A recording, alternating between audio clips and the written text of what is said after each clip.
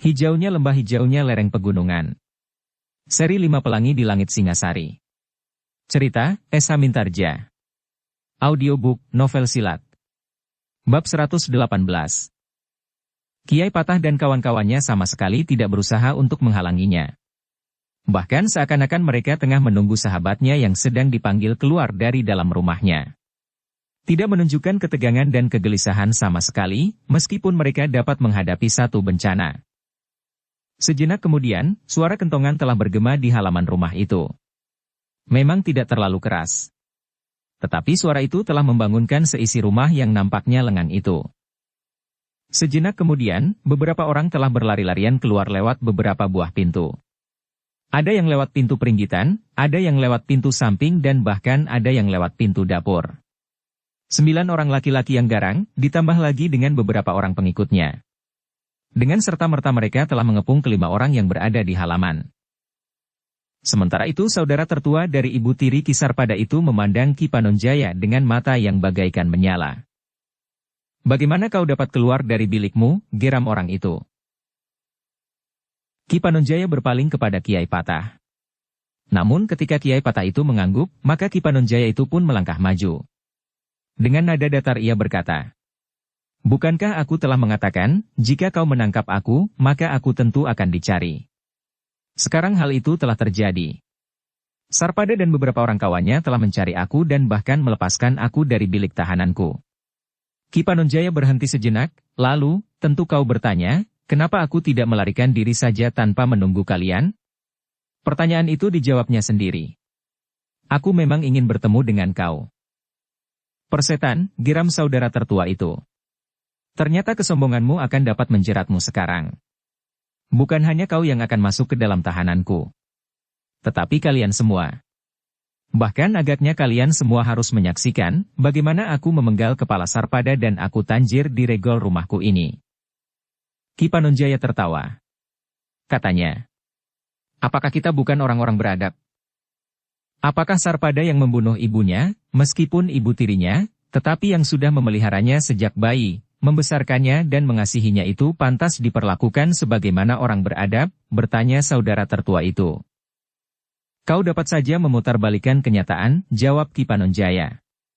"Tetapi sekali lagi kami nyatakan, bahwa kedatangan kami justru bermaksud menghilangkan kesalahpahaman. Mudah-mudahan hal ini dapat kalian mengerti." "Tutup mulutmu," bentak saudara tertua itu. "Sekarang, aku minta agar kalian merelakan kepala Sarpada. Jika kalian merelakan kepala Sarpada maka kalian akan mendapat pengampunan.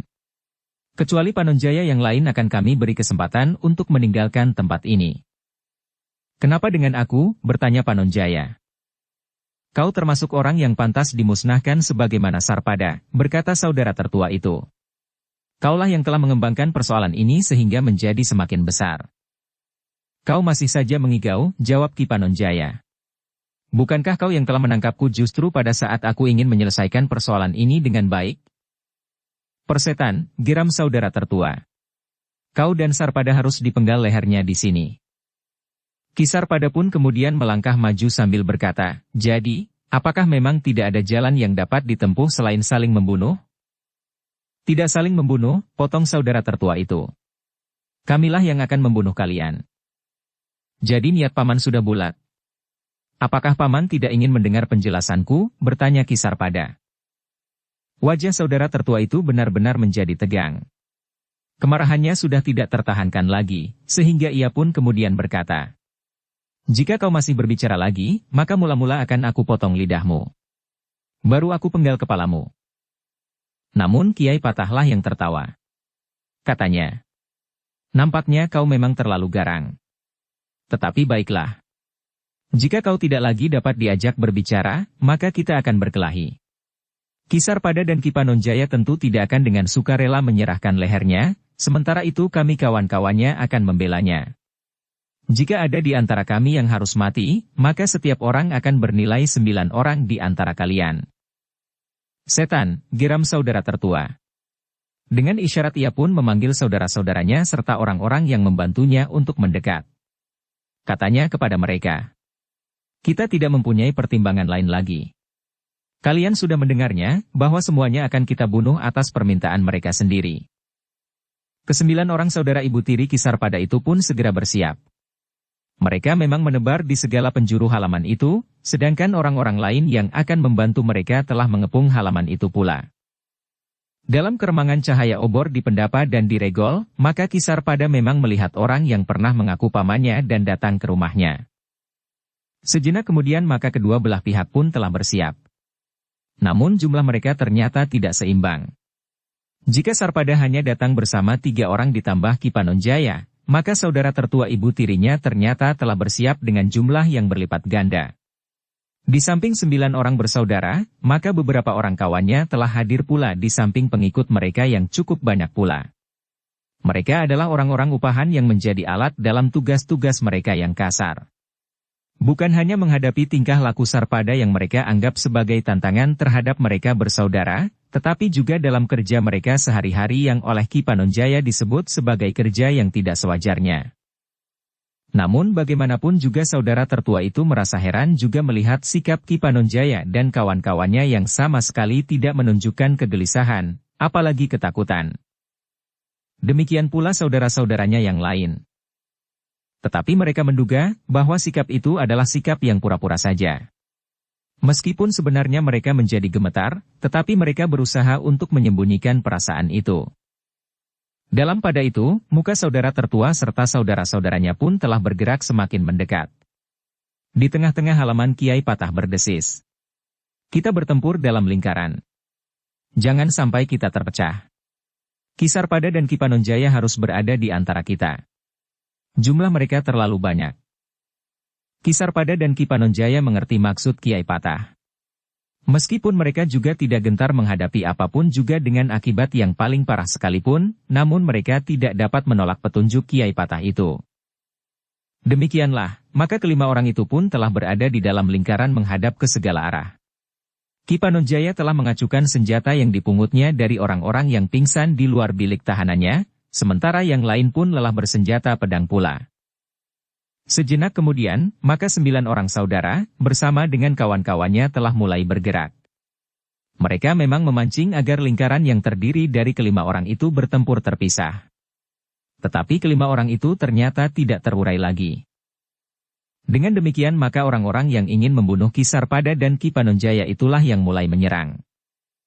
Satu-satu mereka meloncat dengan senjata terjulur. Mereka berusaha menyerang dari beberapa arah pula. Namun serangan-serangan itu dengan tangkasnya dapat ditangkis oleh kelima orang yang berdiri dalam satu lingkaran itu. Demikianlah, maka serangan-serangan itu datang semakin lama menjadi semakin sering. Ujung-ujung senjata mematuk susul menyusul. Namun usaha itu tidak pernah berhasil.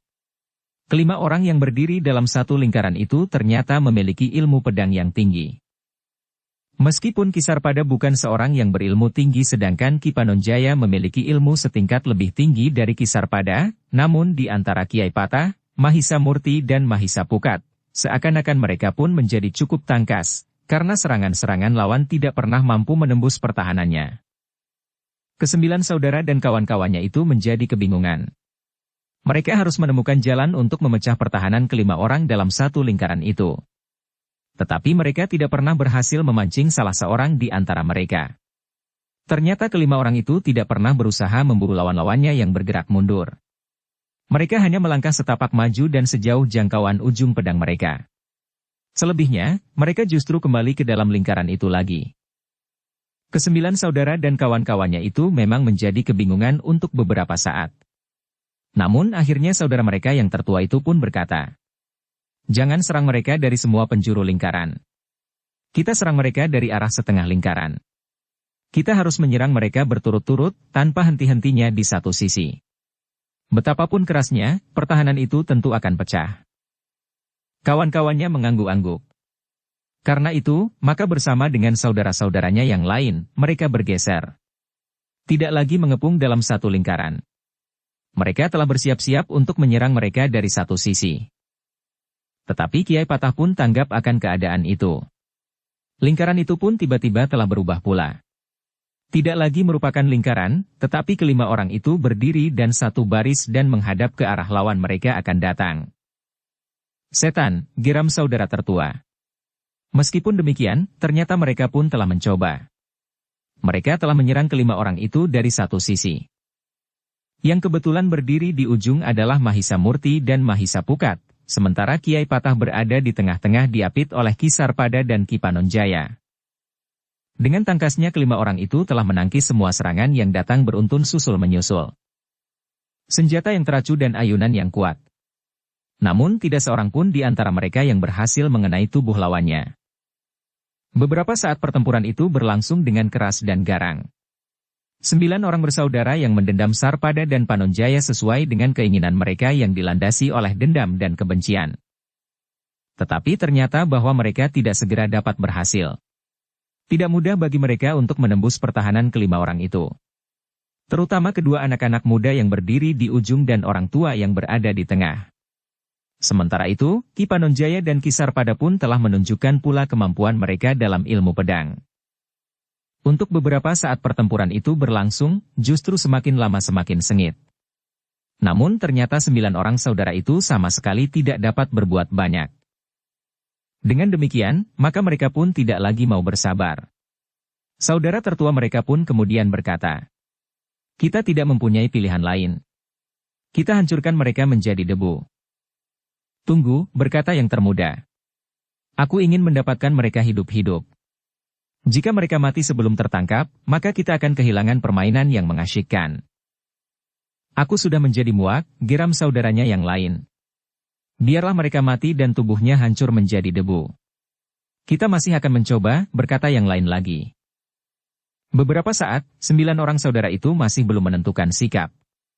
Namun tiba-tiba saja yang tertua berkata kepada para pengikutnya, "Kepung lagi mereka. Jangan beri kesempatan seorang pun di antara mereka melepaskan diri." Sejenak para pengikutnya termangu-mangu. Perintah saudara tertua itu ternyata telah berubah-ubah. Namun yang tiba-tiba berteriak adalah Mahisa Pukat.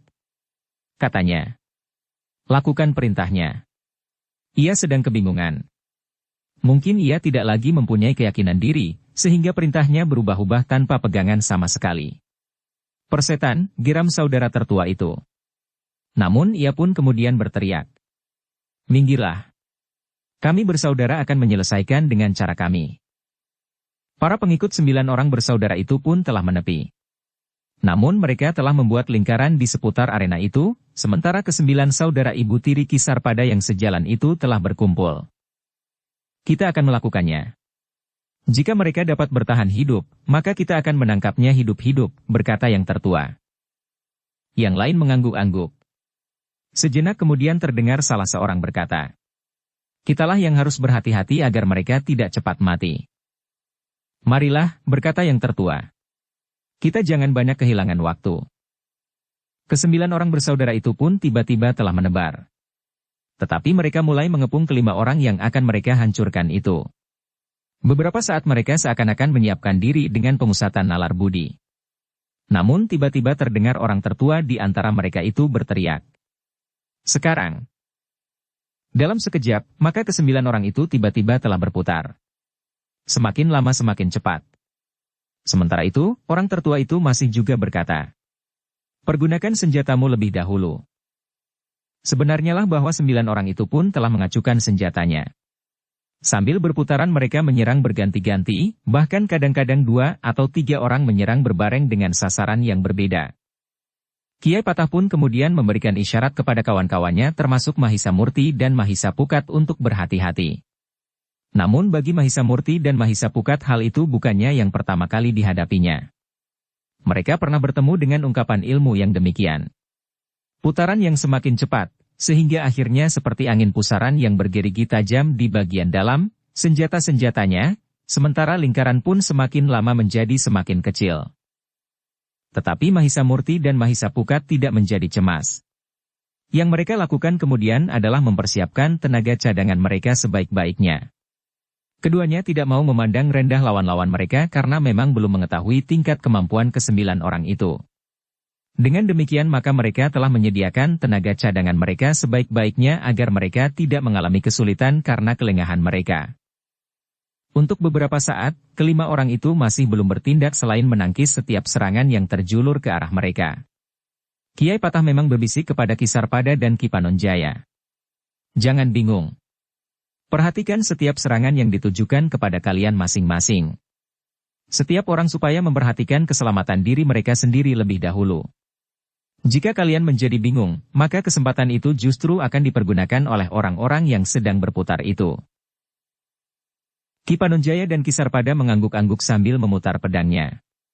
Mereka mengerti bahwa yang dimaksud oleh Kiai Patah bukannya mereka tidak akan saling menolong, tetapi untuk menghindari kemungkinan buruk bagi Ki Sarpada dan Ki Panonjaya yang mengakui bahwa ilmu mereka jauh lebih lemah dibandingkan dengan ketiga orang yang lain, maka mereka harus memusatkan perhatian kepada setiap serangan yang ditujukan kepada mereka masing-masing. Sebenarnya lah bahwa putaran itu semakin lama menjadi semakin cepat, sementara kelima orang yang menjadi sasaran itu pun berdiri melingkar pula beradu punggung. Namun dengan cara sebagaimana diberitahukan oleh Kiai Patah, maka Ki Sarpada dan Ki Panonjaya selalu dapat menangkis setiap serangan yang terjulur ke arah mereka. Mereka berusaha dengan sekuat tenaga untuk tidak menjadi bingung dan kehilangan pegangan. Mereka memperhatikan setiap ujung senjata yang berputar secepat putaran ke-9 orang bersaudara itu. Beberapa saat pertempuran yang aneh itu berlangsung. Tetapi serangan-serangan mereka yang berputaran itu sama sekali tidak mengenai sasaran. Apalagi Kiai Patah, Mahisa Murti dan Mahisa Pukat akhirnya berdiri agak lebih maju dari Ki Sarpada dan Ki Panonjaya ketika putaran itu menjadi semakin cepat. Dengan demikian, maka ketiga orang itulah yang telah menyapu setiap serangan. Bahkan, ketika Mahisa Pukat menjadi jemu dengan putaran itu berkata kepada Mahisa Murti, "Marilah, kita akhiri permainan yang memuakkan ini." Mahisa Murti tidak menjawab. Namun tiba-tiba ia melihat satu gerakan yang aneh pada Ki Sarpada, sehingga ia pun telah bertanya. "Kau kenapa Ki Sarpada?" "Kepalaku pening. Perutku serasa menjadi mual dan bahkan isi perutku akan tumpah," sahut Ki Sarpada. "Nah," gumam Mahisa Pukat sambil menangkis serangan yang terjulur ke arahnya. "Bukankah permainan ini pantas diakhiri?" "Ya," yang menjawab adalah Kiai Patah. "Kita akhiri permainan ini sebelum Ki Sarpada dan Ki Panonjaya jatuh pingsan." Dengan demikian, maka Mahisa Murti dan Mahisa Pukat pun segera bersiap dengan pedang-pedang mereka. Untuk sesaat mereka masih memperhatikan ujung-ujung senjata yang bagaikan gerigi lingkaran di bagian dalam yang berputar semakin lama semakin cepat dan semakin sempit. Bahkan kemudian ujung-ujung senjata itu teracu pada letak yang tetap dalam putaran yang cepat. Dalam pada itu, Kiai Patah yang juga sudah bersiap itu pun segera berkata lantang. "Permainan kalian yang memuakkan itu sudah cukup. Jika sampai hitungan ketiga kalian tidak berhenti, maka kamilah yang akan memaksa kalian berhenti." "Persetan," terdengar jawaban. "Sampai hitungan ketiga kalian sudah akan mati." Tetapi Kiai Patah tidak menghiraukannya. Dengan suara lantang ia mulai menghitung. 1, 2, 3. Tepat pada hitungan ketiga, maka terjadilah sesuatu yang tidak terduga sama sekali. Kiai Patah, Mahisa Murti dan Mahisa Pukat justru bergeser maju. Meskipun mereka harus bertindak dengan sangat berhati-hati karena ancaman lawan mereka, bahwa di hitungan ketiga mereka akan mati.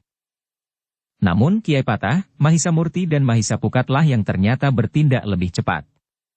Dengan tangkasnya mereka memutar pedang mereka.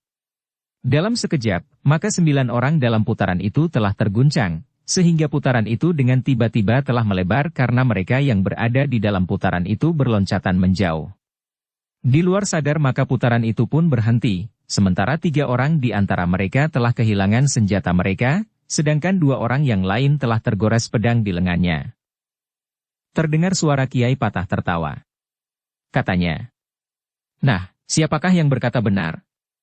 Kalian atau kami? Ternyata di hitungan ketiga kalian tidak dapat membunuh kami, tetapi kami dapat memaksa kalian berhenti." "Anak iblis," geram yang tertua.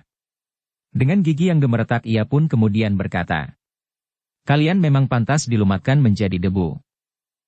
"Kau hanya bicara saja sejak semula," berkata Kiai Patah. "Kenapa kau tidak bersungguh-sungguh melakukan apa yang kau katakan itu?" Wajah saudara-saudara ibu tiri Ki Sarpada itu menjadi merah. Seorang di antara mereka berkata, "Kita lumatkan saja mereka." "Jangan menunggu sampai matahari terbit," berkata yang lain. "Kita akan membuang sisa-sisa tubuh mereka yang hancur selagi masih gelap." Saudara tertua di antara mereka pun itu pun tiba-tiba telah memberikan isyarat. Dengan bunyi yang asing, maka ia pun telah memerintahkan adik-adiknya untuk melingkari lawannya lagi. Namun tiba-tiba saja mereka telah menyarungkan senjata mereka. Kiai Patah pun kemudian menyadari apa yang akan dilakukan oleh kesembilan orang itu. Karena itu, maka ia pun kemudian berbisik kepada Ki Sarpada dan Ki Panonjaya. Agaknya mereka akan melepaskan sejenis ilmu yang didukung oleh kesembilan orang itu. Karena itu, lebih baik kalian berada di tengah. Kalian tidak perlu memikirkan bagaimana melawan orang-orang itu. Pusatkan nalar budi kalian untuk membangunkan daya tahan di tubuh kalian, agar ilmu yang akan dilepaskan oleh kesembilan orang itu tidak melukai kalian. Bahkan mungkin serangan itu akan dapat menyusup ke bagian dalam tubuh kalian. Ki Sarpada dan Ki Panonjaya tidak menjawab. Mereka pun kemudian berdiri beradu punggung sambil menyilangkan tangan mereka di dada. Sementara itu Kiai Patah, Mahisa Murti dan Mahisa Pukat telah bergeser maju selangkah. Mereka berdiri tegak menghadapi segala kemungkinan yang dapat terjadi. Beberapa saat kemudian maka saudara tertua di antara kesembilan orang itu telah mengisyaratkan perintah pula, sehingga lingkaran itu pun telah mulai bergerak pula. Kesembilan orang itu mulai berputar melingkari kelima orang yang ada di dalamnya, namun dua di antara mereka seakan-akan telah terlindung di dalamnya. Beberapa saat kemudian, maka putaran kesembilan orang bersaudara itu pun menjadi semakin cepat. Tetapi mereka tidak lagi mengacukan senjata-senjata mereka. Namun dengan demikian orang-orang yang ada di dalam lingkaran itu menjadi semakin berhati-hati. Jika 9 orang itu bersama-sama melontarkan ilmu ke arah mereka, maka keadaan mereka pun akan menjadi gawat. Sebenarnya lah beberapa saat kemudian, maka orang-orang yang berlari-lari dalam putaran itu mulai berdesis. Kemudian suara desis itu segera berubah menjadi seperti gaung yang panjang. Semakin lama menjadi semakin keras. Sehingga udara yang seakan-akan ikut berputar seperti angin pusaran itu pun mulai menggelepar. Tekanan yang kuat seakan-akan mulai menghentak-hentak di dada mereka. Ki Sarpada dan Ki Panonjaya merasa nafas mereka semakin sesak.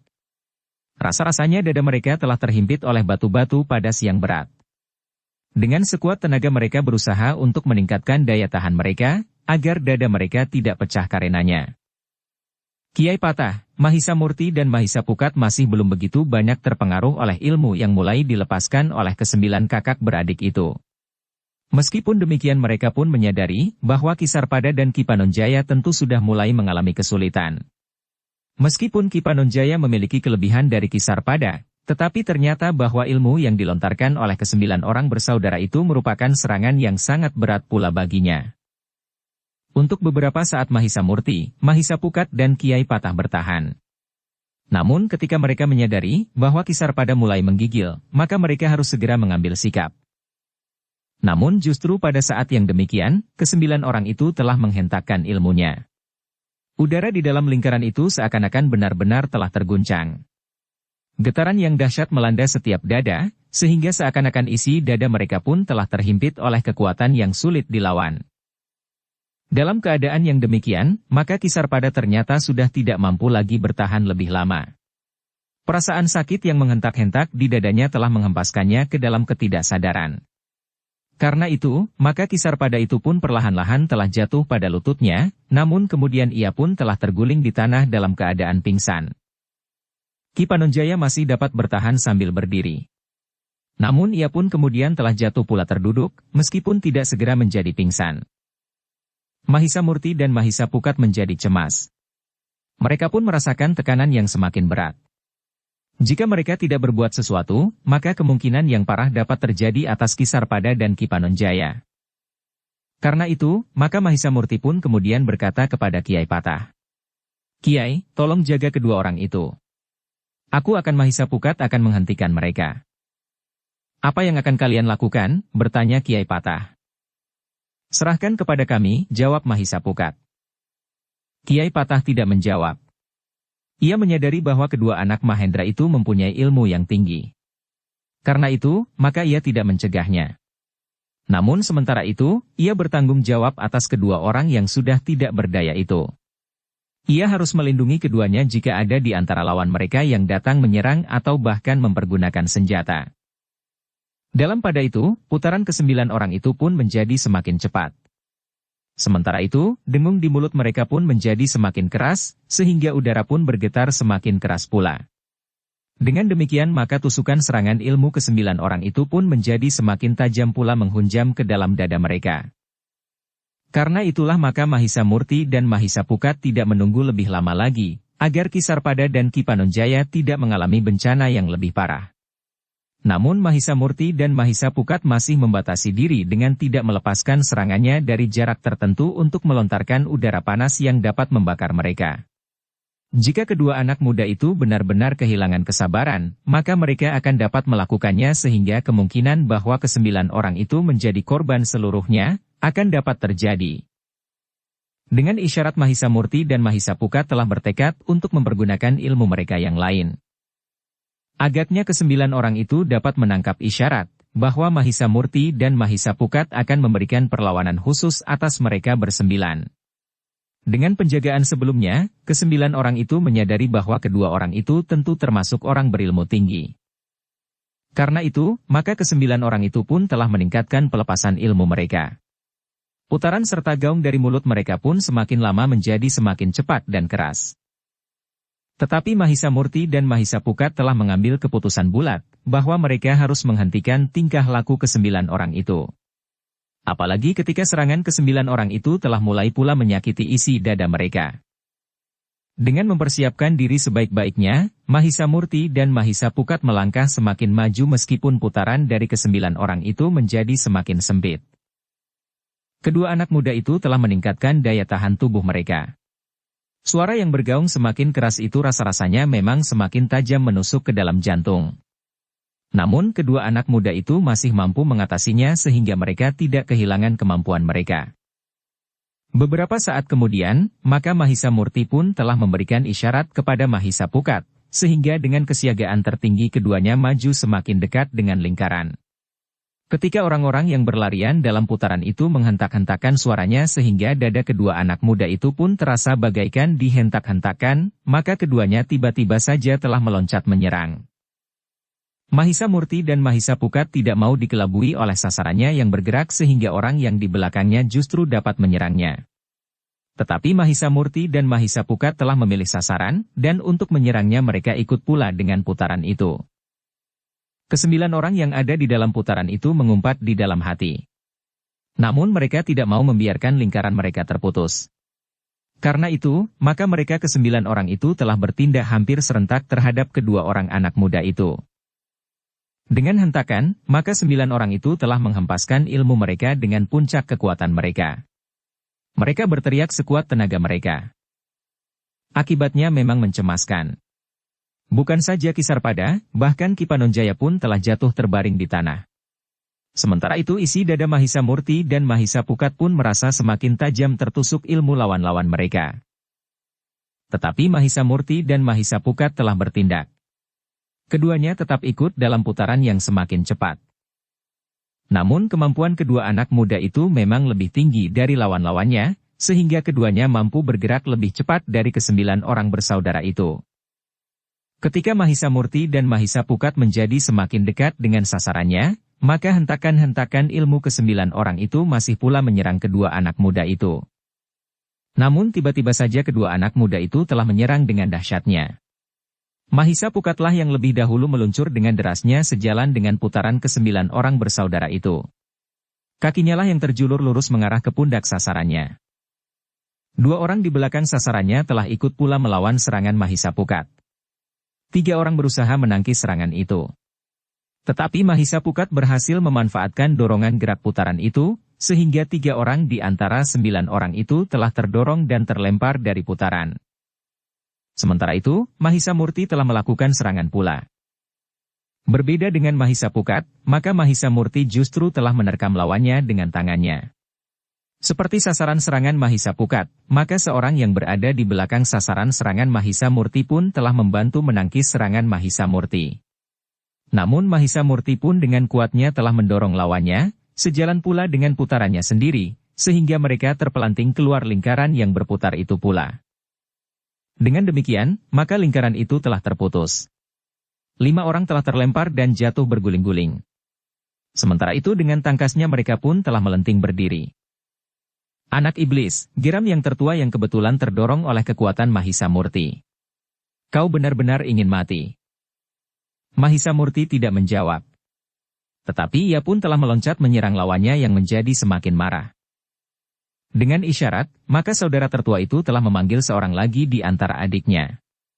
Sehingga dengan demikian, maka kesembilan orang itu masing-masing bertiga berhadapan dengan seorang lawan. Agaknya setiap tiga orang itu pun mencoba untuk mengeterapkan ilmu mereka pula. Mereka berusaha untuk dapat berputar melingkar sambil melontarkan ilmu mereka lewat gaung suara mereka dalam putaran yang dapat membuat lawan mereka pening. Tetapi ternyata mereka tidak sempat berbuat demikian. Dengan tangkasnya Mahisa Murti dan Mahisa Pukat telah bertempur dengan serangan-serangannya yang keras dan kuat. Karena itulah maka lawan-lawan mereka pun harus bertempur pula sebagaimana dilakukan oleh Mahisa Murti dan Mahisa Pukat. Namun dalam pada itu, maka saudara tertua itu telah memberikan isyarat kepada para pengikutnya untuk segera melibatkan diri. Dengan senjata terhunus maka para pengikut dari 9 orang bersaudara itu telah menerjunkan diri ke dalam lingkaran-lingkaran pertempuran. Mahisa Murti dan Mahisa Pukat telah berusaha mengambil jarak agar mereka tidak merasa bertempur dalam ruang yang berimpitan. Dengan arena yang lebih luas, maka kedua anak muda itu dapat bertempur dengan lebih baik. Dalam pada itu, maka pertempuran yang terjadi kemudian adalah pertempuran bersenjata. 9 orang bersaudara yang telah menyarungkan pedang, dan bahkan kehilangan senjatanya, telah menggenggam senjata pula.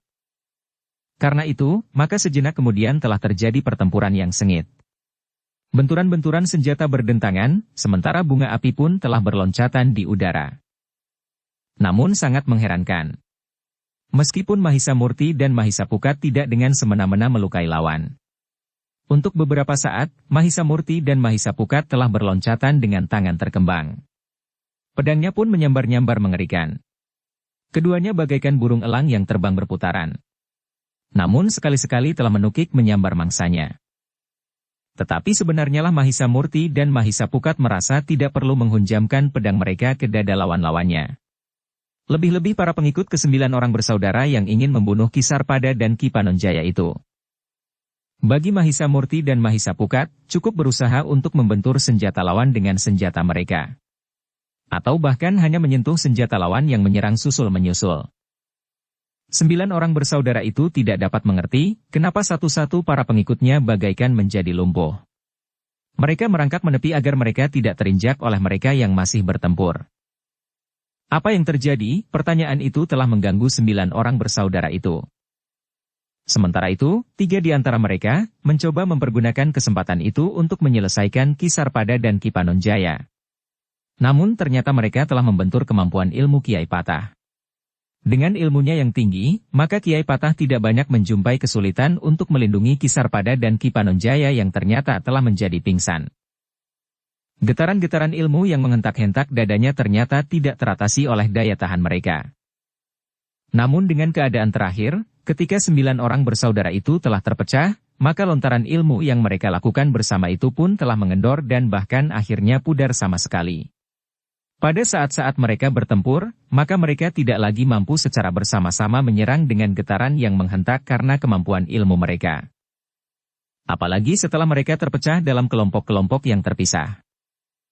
Karena itu, maka Kisarpada dan Ki Panonjaya yang tidak berdaya itu perlahan-lahan telah terlepas dari himpitan ilmu yang seakan-akan menyesak di dada mereka. Ketika Kiai Patah kemudian sibuk bertempur mengusir orang-orang yang ingin langsung membunuh Kisarpada, maka Kisarpada dan Ki Panonjaya pun mulai bergerak. Ki Panonjayalah yang lebih dahulu menyadari keadaannya. Karena itu maka ia pun telah berusaha untuk bangkit. Sejenak Ki Panonjaya berusaha untuk memulihkan segenap kesadarannya dan menghimpun kembali kekuatannya. Ketika Ki Panonjaya kemudian bangkit sambil menggenggam pedang, maka Kisarpada pun mulai bergerak-gerak pula. Bangunlah. Ki Panonjayalah yang kemudian mengguncangnya. Kita harus bertempur. Perlahan-lahan Kisarpada pun mulai bangkit. Ia pun berusaha untuk menghimpun kembali kekuatannya yang bagaikan telah lenyap. Sejenak kemudian maka keduanya pun telah berdiri sambil menggenggam senjata di tangan. Tetapi seakan-akan keduanya memang tidak memperoleh lawan. Kiai Patah telah mengusir setiap orang yang akan mendekati mereka. Namun ketika Kiai Patah kemudian melihat keduanya telah bangkit sambil menggenggam senjata, maka ia pun tidak menjadi terlalu cemas lagi. Sementara itu, lawan Mahisa Murti dan Mahisa Pukat pun semakin lama menjadi semakin berkurang. Para pengikut 9 orang bersaudara itu sama sekali tidak mampu untuk melepaskan diri dari kekuatan ilmu kedua anak muda itu. Satu-satu mereka jatuh dan harus merangkak menepi. Tulang-tulang mereka menjadi bagaikan terlepas sehingga tubuh mereka tidak lagi mempunyai kekuatan. Apa yang terjadi? Saudara tertua di antara 9 orang itu berteriak. Tidak seorang pun yang dapat menjawab.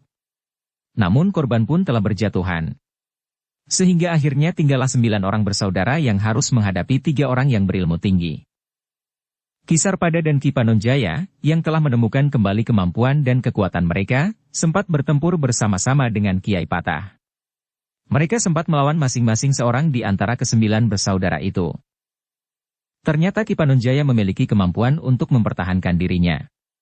Namun Ki Sarpada masih memerlukan bantuan Kiai Patah karena ternyata bahwa paman-pamannya memang memiliki kemampuan lebih besar. Tetapi perlawanan ke-9 orang bersaudara itu tidak lagi berbahaya bagi Kiai Patah, Mahisa Murti dan Mahisa Pukat. Tidak pula memungkinkan lagi untuk membunuh dan apalagi memenggal kepala Ki Sarpada dan Ki Panonjaya. Ketiga orang yang bertempur melawan Mahisa Murti yang dengan keras menyerangnya beruntun susul menyusul seperti debur ombak yang membentur batu karang, sama sekali tidak melukainya. Bahkan dengan kebingungan mereka merasakan betapa tenaga mereka semakin lama menjadi semakin susut. Begitu cepatnya, sehingga rasa-rasanya sesuatu yang tidak wajar telah terjadi. Sementara itu, Kiai Patah yang mempergunakan cara yang lain untuk menundukkan lawan-lawannya, ternyata telah mempergunakan cara yang lebih keras. Satu-satu 3 orang bersaudara yang bertempur melawannya, telah dilukainya. Yang berusaha menyerang Ki Sarpada dan Ki Panonjaya pun telah terluka pula oleh senjata Kiai Patah.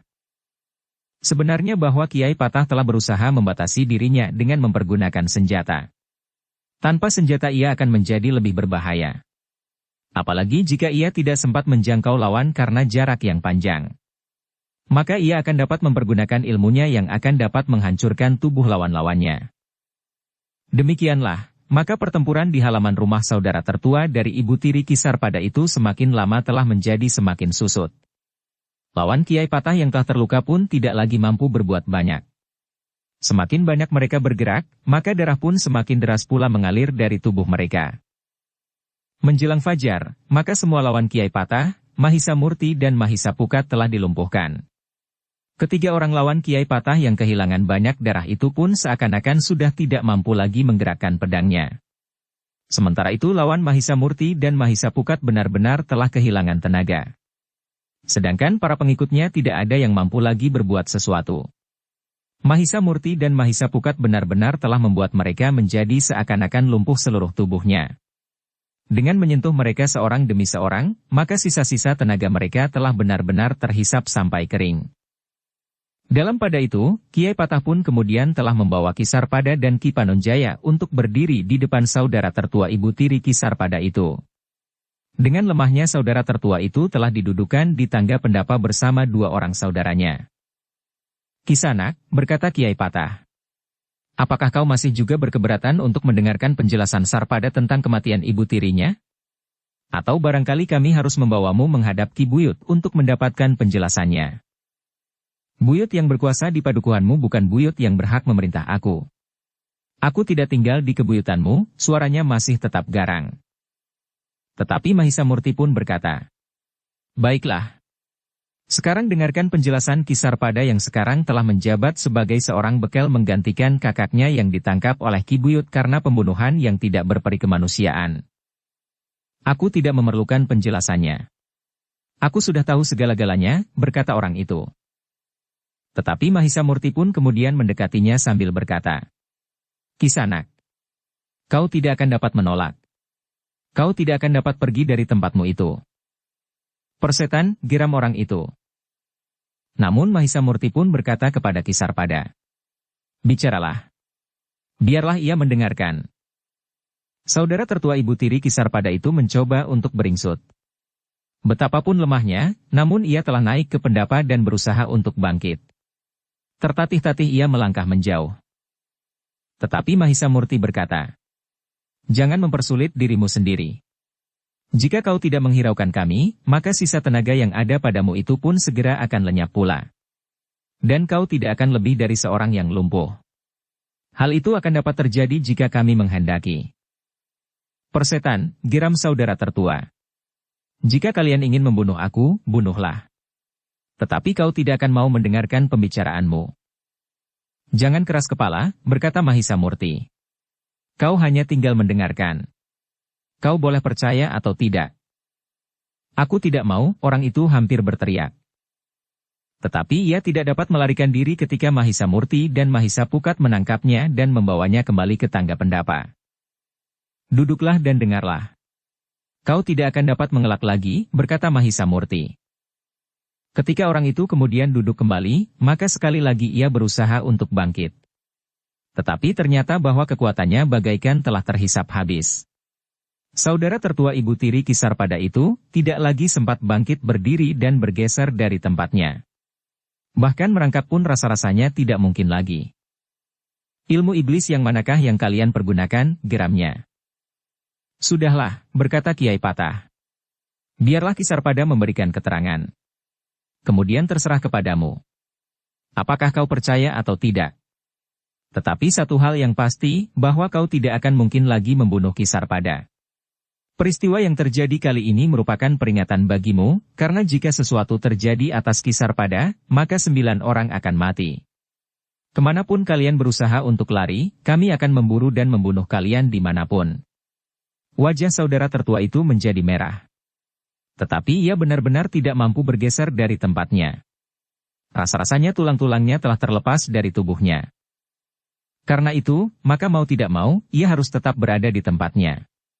Sementara itu Kiai Patah pun berkata kepada Kisarpada. Jelaskan apa yang terjadi. Kisarpada pun kemudian mulai berbicara. Ternyata ia tidak hanya berbicara kepada saudara tertua ibu tirinya. Tetapi ia pun berbicara dengan 9 orang saudara ibu tirinya itu, termasuk mereka yang terluka. Sambil berjalan mendekati mereka seorang demi seorang, Kisarpada berkata lantang, sehingga terdengar dari seluruh halaman. Kalian harus tahu apa yang sebenarnya terjadi. Namun sangat mengherankan. Meskipun Mahisa Murti dan Mahisa Pukat tidak dengan semena-mena melukai lawan-lawannya, namun para pengikut ke-9 orang bersaudara itu rasa-rasanya dengan cepat kehilangan tenaga mereka. Betapapun ke-9 orang pamannya itu ingin menolak, tetapi mereka tidak dapat berbuat apa-apa. Mereka tidak dapat beranjak pergi karena mereka sudah tidak mempunyai tenaga lagi. Sehingga dengan demikian, maka mau tidak mau mereka harus mendengar apa yang dikatakan oleh Kisarpada dengan suara yang lantang. 1-2 orang di antara mereka berusaha memalingkan wajahnya. Tetapi suara Kisarpada itu masih tetap mereka dengar menusuk-nusuk telinga dan rasa-rasanya menyakiti jantung. Dalam pada itu Kisarpada sama sekali tidak peduli apakah orang-orang itu mendengarkannya atau tidak. Tetapi dengan lantang ia menceritakan apa yang sebenarnya telah terjadi di padukuhannya. Aku sama sekali tidak tahu apa yang sebenarnya dilakukan oleh Kakang Bekel. Karena itu, sudah barang tentu aku tidak berbuat apa-apa sebelumnya. Baru ketika kemudian rahasia tentang kecurangannya terbuka, maka aku terlibat ke dalam tindakan-tindakan berikutnya. Karena itu, adalah fitnah yang amat menyakitkan hati jika dikatakan, aku telah berusaha merebut kedudukan Kakang Bekel. Sebenarnya hal ini dapat ditanyakan kepada setiap orang di padukuhanku. Kepada Ki Buyut yang terkenal tegak pada paugeran. Apalagi ia adalah bekas seorang prajurit sebelum ia harus memangku jabatan yang diwariskan oleh ayahnya. Dan kalian dapat bertanya kepada Kiai Patah yang dengan tekun dan hati-hati menyelidiki peristiwa yang telah terjadi beberapa tahun yang lalu, karena perampokan itu menyangkut keluarganya, berkata Kisarpada dengan kata-kata yang mengalir dari mulutnya seperti banjir. Ke-9 orang pamannya itu berusaha untuk tidak mengacuhkannya. Namun mereka memang terpaksa mendengarkan kata-kata Kisarpada yang berkepanjangan. Namun yang kemudian dikatakannya bahwa kematian ibu tirinya sama sekali bukan salahnya. Kalian akan dapat berbicara dengan orang-orang yang diupah oleh ibu untuk membunuhku, berkata Kisarpada. Sehingga dengan demikian kalian akan mengetahui siapakah sebenarnya yang telah berniat untuk membunuhku. Tidak seorang pun di antara ke-9 orang saudara ibu tiri Kisarpada yang menjawab. Sementara itu Kisarpada berkata selanjutnya. Nah, kemudian terserah kepada kalian. Percaya atau tidak percaya.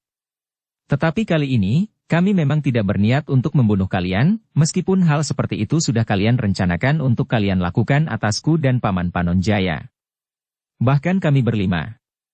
Tetapi jika sekali lagi terjadi benturan, maka kalian tentu tidak akan dimaafkan oleh Kiai Patah yang sudah kehilangan hampir seluruh keluarganya karena kejahatan Kakang Bekal. Sekarang, Kiai Patah masih bersedia memaafkan kalian dan tidak akan membunuh seorang pun di antara kalian. Tetapi jika lain kali yang terjadi tentu akan berbeda. Kiai Patah tentu akan menuntut kematian saudara-saudaranya yang dibunuh dan dirampok oleh Kakang Bekal dengan cara yang licik. Nah, jika demikian halnya, terserah atas penilaian kalian. Halaman itu masih saja dicengkam kesenyapan. Namun dalam pada itu langit pun mulai menjadi terang. Perlahan-lahan cahaya matahari mulai nampak memancar di langit. Dengan demikian maka keadaan 9 orang saudara ibu tiri Kisar pada itu menjadi semakin jelas. Mereka bertebaran di halaman dalam keadaan yang pahit. Bahkan ada di antara mereka yang tidak berdaya karena darah yang terlalu banyak mengalir dari tubuh mereka yang terluka. Nah, berkata Kisar pada kemudian, aku sudah mengatakan yang sebenarnya. Terserah kepada kalian, apakah kalian akan percaya atau tidak. Tetapi satu hal telah aku kerjakan. Berusaha menunjukkan kebenaran kepada kalian. Jika mata kalian buta akan kebenaran, maka kalian memang tidak akan pernah menegakkan kebenaran itu. Masih tidak ada jawaban. Sementara itu Kiai Patahlah yang berkata, kalian telah mendengar apa yang sebenarnya telah terjadi itu. Yang ingin kami lakukan telah kami lakukan. Karena itu maka tugas kami telah selesai. Ki Panonjaya yang datang mendahului kami pun sebenarnya juga hanya ingin menyampaikan kenyataan itu. Tetapi kalian telah berlaku kasar atasnya dan bahkan kalian kemudian telah memutuskan untuk membunuhnya.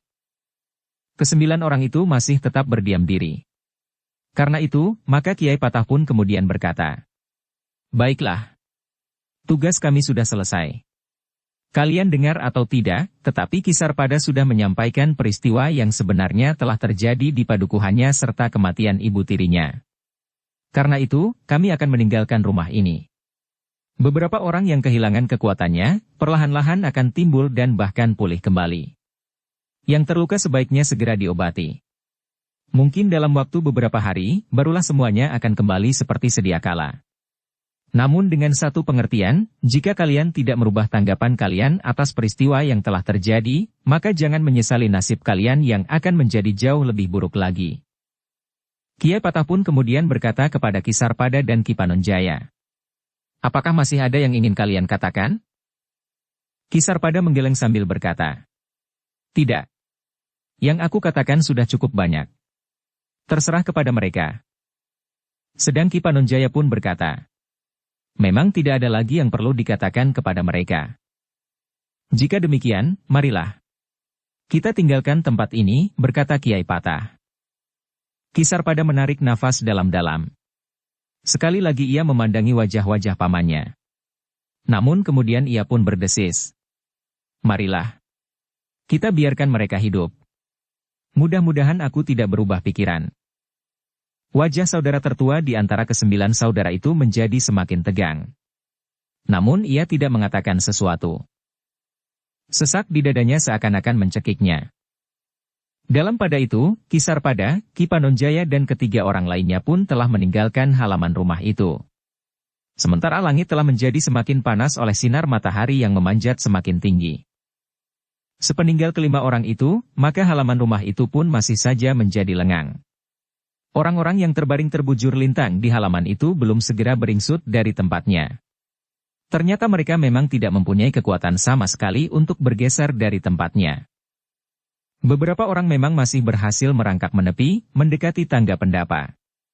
Namun yang lain benar-benar bagaikan seonggok pelepah pisang yang tergolek di halaman. Dalam pada itu, ketika suasana benar-benar telah menjadi tenang, beberapa orang pelayan mulai memberanikan diri menengok ke halaman. Ketika mereka melihat orang-orang yang bertebaran di halaman, maka mereka pun menjadi kebingungan. Bahkan ada di antara mereka yang berteriak-teriak memanggil kawan-kawannya. Halaman rumah itu telah menjadi gelisah lagi. Bukan oleh pertempuran, tetapi oleh mereka yang kebingungan. Para pelayan, laki-laki dan perempuan, serta istri 9 orang bersaudara yang memang sudah berkumpul di rumah itu. Mereka berlari-larian menolong terutama 9 orang bersaudara yang menjadi sangat lemah, bahkan di antara mereka telah terluka. Satu-satu mereka telah diangkat dan didudukkan di pendapa. Namun 9 orang itu telah minta disandarkan pada dinding peringgitan karena mereka hampir tidak lagi kuat untuk duduk tanpa sandaran. Apalagi mereka yang terluka. "Apa yang telah terjadi?" bertanya istri saudara tertua itu. "Obati yang luka itu," berkata saudara tertua di antara mereka. Beberapa orang telah berusaha untuk mengobati yang terluka itu lebih dahulu dengan obat yang ditunjukkan oleh saudara yang tertua itu. "Ambil minuman buat kami semuanya," bentak saudara tertua itu kepada seorang pelayan. Pelayan yang ketakutan itu pun kemudian berlari-lari menemui beberapa orang untuk segera membuat minuman bagi orang-orang yang bagaikan lumpuh di pendapa. Saudara tertua itu berharap bahwa dengan minuman hangat, maka tubuhnya akan menjadi segar lagi.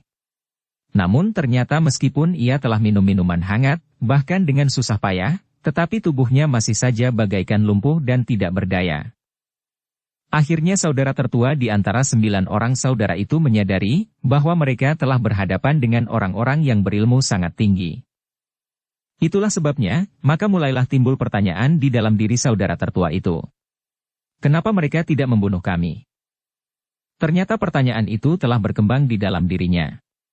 Bukan saja tentang kenapa orang-orang itu tidak membunuh mereka, tetapi juga tentang keterangan yang dikatakan oleh Kisarpada.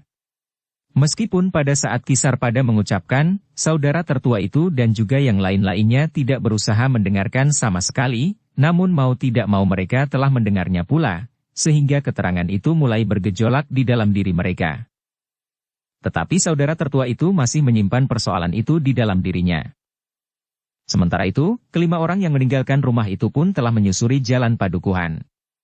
Mereka tidak menghiraukan beberapa pasang mata yang memandang mereka dengan pertanyaan di dalam hati. Namun akhirnya, ada juga orang menjadi curiga. Di halaman regol yang tertutup rapat itu terdengar kesibukan. Bahkan seorang tetangga mengatakan bahwa mereka telah mendengar suara-suara ribut bukan saja setelah matahari terbit. Tetapi sejak dini di halaman itu terdengar keributan namun yang tidak jelas. "Apa tidak ada yang menjenguknya?" bertanya seseorang. Tetangga itu menggeleng. Katanya, "Rumah itu adalah rumah yang khusus di padukuhan ini. Jarang orang yang berani masuk. Di dalamnya tinggal seorang yang berilmu tinggi. Menurut beberapa orang, mereka telah melihat saudara-saudaranya berkumpul di rumah itu bersama dengan beberapa orang pengikut mereka. Dengan demikian maka tidak seorang pun yang mencoba untuk menjenguk ke dalam halaman itu. Orang-orang yang betapapun ingin melihat, namun mereka tidak mau dipersalahkan oleh para penghuninya, bahwa mereka telah mencampuri persoalan yang terjadi di dalam lingkungan halaman rumah itu. Karena itu, maka apa yang terjadi di halaman itu tetap tidak diketahui oleh orang-orang di sekitarnya. Jangankan untuk membantu atau kepentingan yang lain, menjenguk pun tidak seorang pun yang berani melakukannya. Dalam pada itu kelima orang yang meninggalkan rumah 9 orang bersaudara itu pun telah menjadi semakin jauh. Di perjalanan Kiai Patah itu pun berkata, "Aku kira mereka akan menghentikan kegiatan mereka untuk selanjutnya." "Mudah-mudahan," berkata Kisarpada.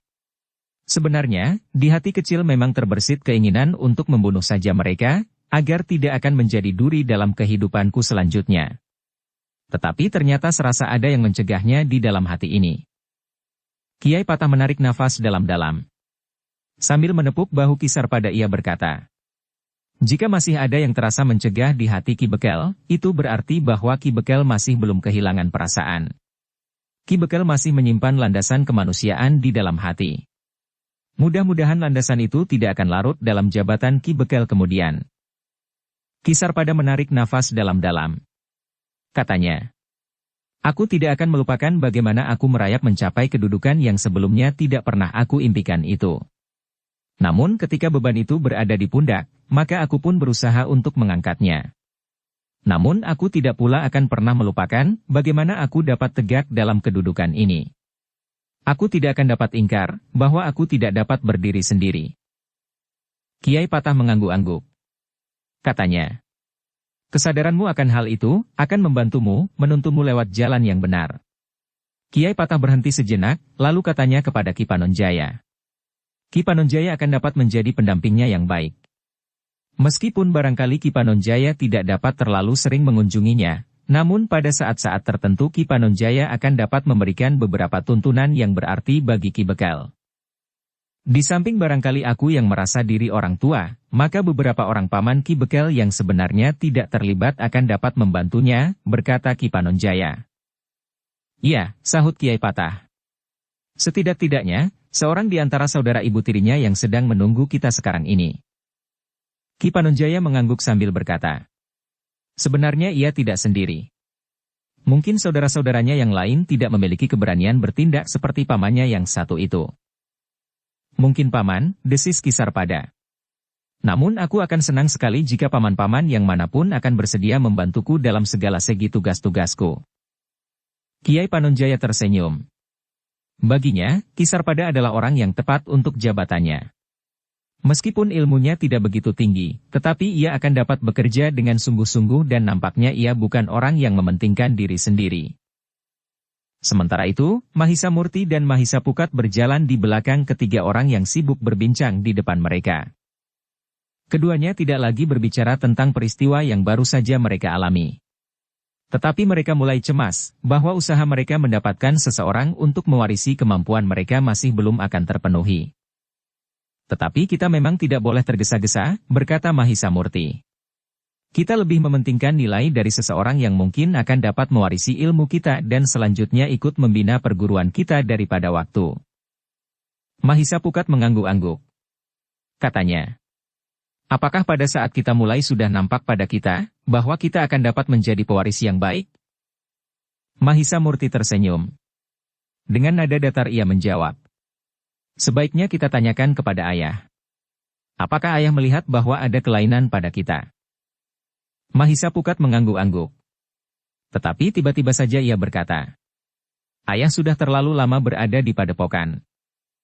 Mudah-mudahan tidak terjadi sesuatu. Jadi kapan kita akan kembali, bertanya Mahisa Murti. Setelah suasana di padukuhan ini menjadi tenang, jawab Mahisa Pukat. Siapa tahu, ada peristiwa lain yang akan menyusul. Tetapi sudah barang tentu kita tidak akan dapat terikat pada padukuhan ini, berkata Mahisa Murti. Tentu tidak. Tetapi rangkaian peristiwa ini memang menarik untuk diikuti terus, jawab Mahisa Pukat. Mahisa Murti mengangguk-angguk. Tetapi ia kemudian lebih banyak memandangi sawah yang terhampar di hadapan mereka. Lereng-lereng pegunungan di kejauhan. Alangkah hijaunya. Namun jika terbayang pertentangan, kekerasan dan apalagi perang, maka dahinya pun telah berkerut. Peperangan yang ganas akan dapat menjadi berserakan di lindas kaki-kaki para prajurit yang bertempur tanpa memperhitungkan medan. Apalagi kaki-kaki kuda dari pasukan berkuda yang tegar. Sementara itu, beberapa pihak dengan licik pernah berusaha menghancurkan satu lingkungan untuk jangka panjang dengan menebangi pepohonan di lereng pegunungan. Dalam pada itu, maka udara pun menjadi semakin panas. Matahari beredar terus melingkari langit. Sementara leher pun rasa-rasanya menjadi kering. Tetapi mereka tidak perlu merasa cemas, bahwa mereka akan kehausan dan kelaparan di perjalanan, karena mereka pun membawa bekal yang cukup. Uang di padukuhan Ki Sarpada cukup banyak untuk bekal perjalanan berapa orang pun untuk berapa hari sekalipun. Karena itu, maka ketika haus dan lapar semakin terasa mengganggu, maka mereka pun telah singgah di sebuah kedai yang cukup besar di sebuah padukuhan yang besar, yang nampaknya di padukuhan itu terdapat jalan silang antara pusat-pusat perniagaan di sekitar padukuhan itu. Beberapa saat lamanya mereka beristirahat. Setelah tenaga mereka yang terperas semalam dan di perjalanan telah terasa menjadi segar kembali, mereka pun telah melanjutkan perjalanan mereka yang masih panjang. Di perjalanan, mereka sama sekali tidak menemui hambatan yang berarti, sehingga akhirnya mereka kembali ke padukuhan yang agaknya telah menunggu dengan berdebar-debar, justru di malam hari. Dengan singkat Ki Sarpada memberikan penjelasan kepada salah seorang saudara ibu tirinya yang tidak sejalan dengan saudara-saudaranya yang lain. Namun ia pun menarik nafas dalam-dalam ketika ia mendengar akhir dari perselisihan itu. Aku berdoa, bahwa tidak ada korban yang jatuh dalam perselisihan ini, berkata orang itu. Lalu, ternyata doaku itu terpenuhi. Aku mengucapkan terima kasih kepada kalian yang masih berpegang pada landasan kemanusiaan. Meskipun dengan demikian masih banyak kemungkinan dapat terjadi. Memang Paman, jawab Kisarpada. Tetapi aku berharap bahwa paman-paman itu akan dapat mengerti arti dari sikap kami ini. Saudara ibu tiri Kisarpada itu mengangguk-angguk. Katanya, mudah-mudahan pada satu kesempatan aku dapat membantu meredakan suasana. Tetapi apa yang terjadi atas mereka tentu merupakan pengalaman yang sangat berarti. Kisarpada menarik nafas dalam-dalam. Ia pun berharap bahwa untuk selanjutnya tidak akan terjadi apa-apa lagi. Namun dalam pada itu, maka Kisarpada pun berkewajiban untuk memberikan laporan kepada Ki Buyut apa yang telah dilakukannya untuk mengatasi persoalan yang menyangkut dirinya dengan keluarga ibu tirinya. Kami berharap bahwa mereka tidak akan mengganggu tugas-tugasku, berkata Kisarpada. Namun katanya kemudian, tetapi aku mohon perkenan Ki Buyut untuk mempergunakan kekuatan anak-anak muda di padukuhanku, bahkan para pengawal Kademangan untuk mengatasi kesulitan jika mereka ternyata masih belum jera dan berusaha menggangguku. Tentu, jawab Ki Buyut yang menerima laporan itu. Kabuyutan ini merupakan satu kesatuan. Karena itu maka apa yang terjadi pada salah seorang warganya, akan menyentuh setiap orang di kabuyutan ini. Terima kasih, desis Kisarpada. Mungkin aku memang memerlukannya. Tetapi aku berharap bahwa mereka tidak akan mengganggu aku lagi. Jangan lengah, pesan Ki Buyut. Untuk sementara anak-anak muda di padukuhanmu masih harus berjaga-jaga. Bukan saja di Banjar, tetapi juga di rumah Ki Bekel. Terima kasih atas pengertian Ki Buyut, berkata Kisarpada. Sementara masih berada di padukuhan, maka Kiai Patah dan kedua anak muda itu akan sangat berarti bagi kita. Usahakan agar mereka kerasan tinggal di padukuhanmu Ki Bekel, berkata Ki Buyut. Tetapi aku berharap bahwa mereka tidak akan mengganggu aku lagi. Aku akan berusaha. Tetapi nampaknya kedua anak muda itulah yang sulit untuk ditunda kepergian mereka. Namun untuk beberapa hari mungkin aku masih akan dapat minta mereka tinggal, jawab Ki Bekel. Ki Buyut mengangguk-angguk. Katanya, keduanya mengaku pengembara. Tetapi aku berharap bahwa keduanya, yang pernah berada di lingkungan keprajuritan di Kediri dalam tugas sandi itu akan mengerti dan bersedia membantumu selama masih belum ada kejelasan sikap dari saudara-saudara ibu tirimu itu. Ki Bekel mengangguk-angguk. Katanya, mudah-mudahan Ki Buyut. Cobalah, desis Ki Buyut. Ki Bekel yang kemudian telah berada di padukuhannya kembali, memang berusaha untuk mengadakan persiapan-persiapan. Ia sadar bahwa saudara-saudara ibu tirinya itu telah berjanji untuk berbicara dengan kesembilan saudaranya yang lain. Dalam pada itu, ternyata Mahisa Murti dan Mahisa Pukat masih bersedia untuk tinggal beberapa waktu lagi. Tetapi mereka sudah mengatakan bahwa pada suatu saat mereka akan meninggalkan padukuhan itu untuk melanjutkan perjalanan pengembaraan mereka. Dalam beberapa hari, padukuhan itu sama sekali tidak mendapat gangguan apapun. Agaknya bahwa kesembilan orang bersaudara itu tidak memiliki kemampuan atau oleh siapapun juga untuk memulihkan kekuatan mereka atau setidak-tidaknya mempercepat usaha memulihkan kekuatan itu. Tetapi kemungkinan yang lain memang dapat terjadi pada kesembilan orang bersaudara itu. Mereka agaknya memang tidak ingin memperpanjang permusuhan mereka dengan Ki Bekel. Sebenarnya lah, ketika kelima orang yang datang, di antaranya terdapat Sarpada, meninggalkan rumah itu, saudara tertua dari 9 orang bersaudara itu mulai menilai kembali langkah-langkah yang telah diambilnya.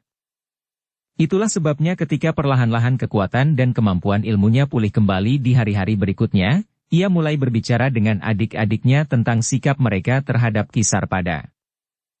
Aku tetap pada keinginan kita sejak semula, berkata yang paling muda. Kau harus menilai sikap Sarpada. Kenapa ia tidak membunuh kita meskipun ia dapat melakukannya di saat-saat kita kehilangan kemampuan kita untuk melindungi diri kita, berkata yang tertua. Seorang lagi di antara mereka berkata, permusuhan itu ternyata tidak ada gunanya. Sementara itu kita tahu, siapakah yang sebenarnya lah bersalah. Tetapi yang termuda nampaknya tetap pada pendiriannya. Katanya, dengan atau tidak dengan siapapun juga, aku akan tetap membunuhnya. Sarpada bertumpu pada kekuatan para pendatang di padukuhannya yang pada suatu saat akan meninggalkan padukuhan itu. Saudara tertua itu menarik nafas dalam-dalam. Ia tahu bahwa hati adiknya itu sekeras batu.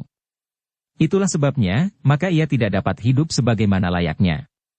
Adiknya itu terlalu banyak mempunyai musuh. Meskipun pada dasarnya mereka berada di dunia yang sama-sama buram, tetapi saudaranya yang bungsu ini mempunyai sifat yang jauh lebih kelam dari saudara-saudaranya. Namun dalam pada itu, saudara tertua itu masih juga berusaha untuk meyakinkan adiknya. Katanya, soalnya bukan lagi tentang kekuatan. Aku pun tahu bahwa Sarpada sendiri bukan apa-apa bagi kita. Aku sendiri akan dapat membunuhnya. Tetapi agaknya Sarpada memang bersungguh-sungguh untuk tidak bermusuhan dengan kita. Pada saat yang paling menguntungkan baginya, ia tidak membunuh kita. Meskipun seandainya ia melakukannya, maka ia telah membebaskan dirinya dari gangguan mimpi-mimpi buruk, karena Sarpada tentu menyadari bahwa kita akan merupakan bahaya bagi kehidupannya di masa-masa datang. Ia bukan seorang yang jujur. Juga kepada diri sendiri. Meskipun ia menyadari kemungkinan yang buruk itu, tetapi ia adalah seorang yang selalu ingin mendapatkan pujian sebagaimana Kakang memujinya sekarang. Seolah-olah ia adalah seorang yang baik hati. Orang yang tidak mendendam dan berniat tidak bermusuhan, berkata saudara termuda itu. Tetapi ia benar-benar tidak berbuat sesuatu atas kita. Jika ia sekedar ingin mendapat pujian, maka di hari berikutnya ia dapat datang sendiri dengan orang-orang yang paling lemah sekalipun untuk membunuh kita yang tidak berbahaya, berkata saudara tertua itu. Adiknya yang sulung itu ternyata masih juga menjawab. Ia tidak akan berani melakukannya. Namun bagiku, bagaimanapun juga kesalahan Sarpada tidak dapat dimaafkan lagi. Apakah sebenarnya kesalahan Sarpada? Bukankah kita tidak dapat menipu diri kita sendiri, bahwa kitalah yang telah mengarang cerita tentang tingkah lakunya? Bukankah kita sebenarnya sudah mengetahui peristiwa yang sebenarnya terjadi, sebagaimana diceritakan oleh Sarpada itu, berkata saudara yang tertua itu. Aku tidak peduli, jawab yang termuda. Bagaimanapun juga Sarpada harus mati. Saudara yang tertua itu menarik nafas dalam-dalam. Dengan nada rendah ia berkata, bagaimanapun juga aku berpendirian, halnya permusuhan ini harus dihentikan sementara harga diri kita masih belum dihancurkannya. Jangan berusaha mengekang aku lagi. Jika Kakang sudah jerah hanya karena kekalahan kecil ini, maka biarlah aku yang melanjutkan perjuangan ini, berkata yang bungsu. Perjuangan apa? Kita sudah mengalami kekalahan. Bukan sekedar kekalahan dalam benturan kewadagan. Tetapi ternyata jiwa kita jauh lebih kecil dari jiwa Sarpada itu. Aku memang mempercayainya bahwa ia akan mendapat perlindungan dari Ki Buyut yang bekas seorang prajurit itu seandainya orang-orang yang membantunya datang kemari itu pada suatu saat meninggalkannya, berkata yang tertua. Tetapi meskipun kemudian saudara-saudaranya yang lain membenarkan keterangan saudara tertuanya itu, namun yang bungsu itu ternyata masih saja tetap pada pendiriannya. Aku hanya akan menunggu kekuatanku pulih kembali, berkata yang bungsu. Kemudian aku akan pergi dan berbuat sendiri. Aku tidak yakin bahwa Sarpada akan dapat memaafkan kita untuk kedua kalinya, berkata yang tertua. Tetapi adiknya tidak mau mendengarkannya. Sehingga akhirnya saudara-saudaranya yang lain pun tidak lagi berusaha untuk mencegahnya. Tetapi yang bungsu itu pun tidak segera dapat berbuat sesuatu karena ia masih menunggu kekuatannya pulih kembali. Sementara itu Mahisa Murti dan Mahisa Pukat ternyata masih belum meninggalkan padukuhan itu.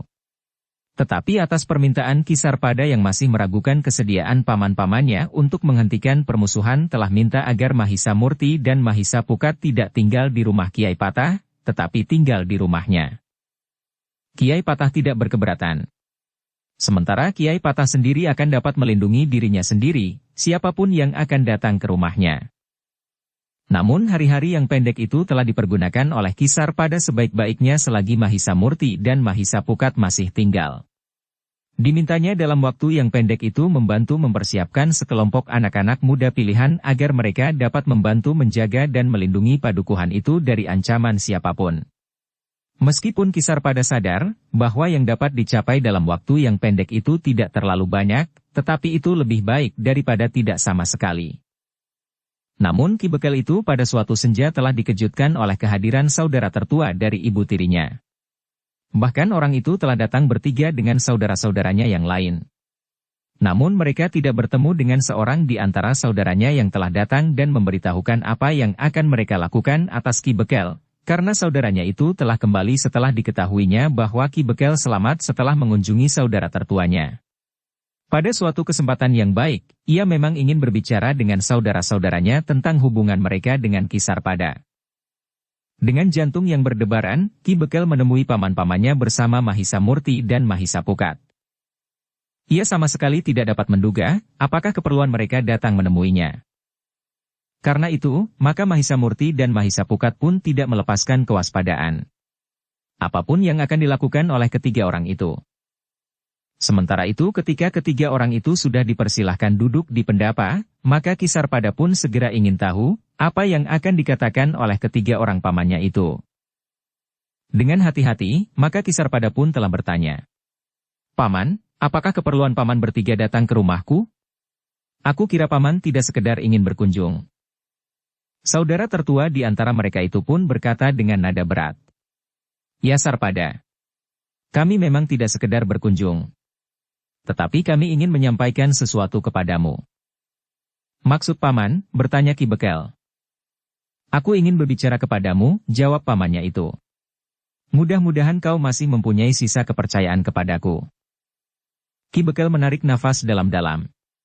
Katanya, Paman, sebenarnya aku sama sekali tidak kehilangan kepercayaan kepada paman.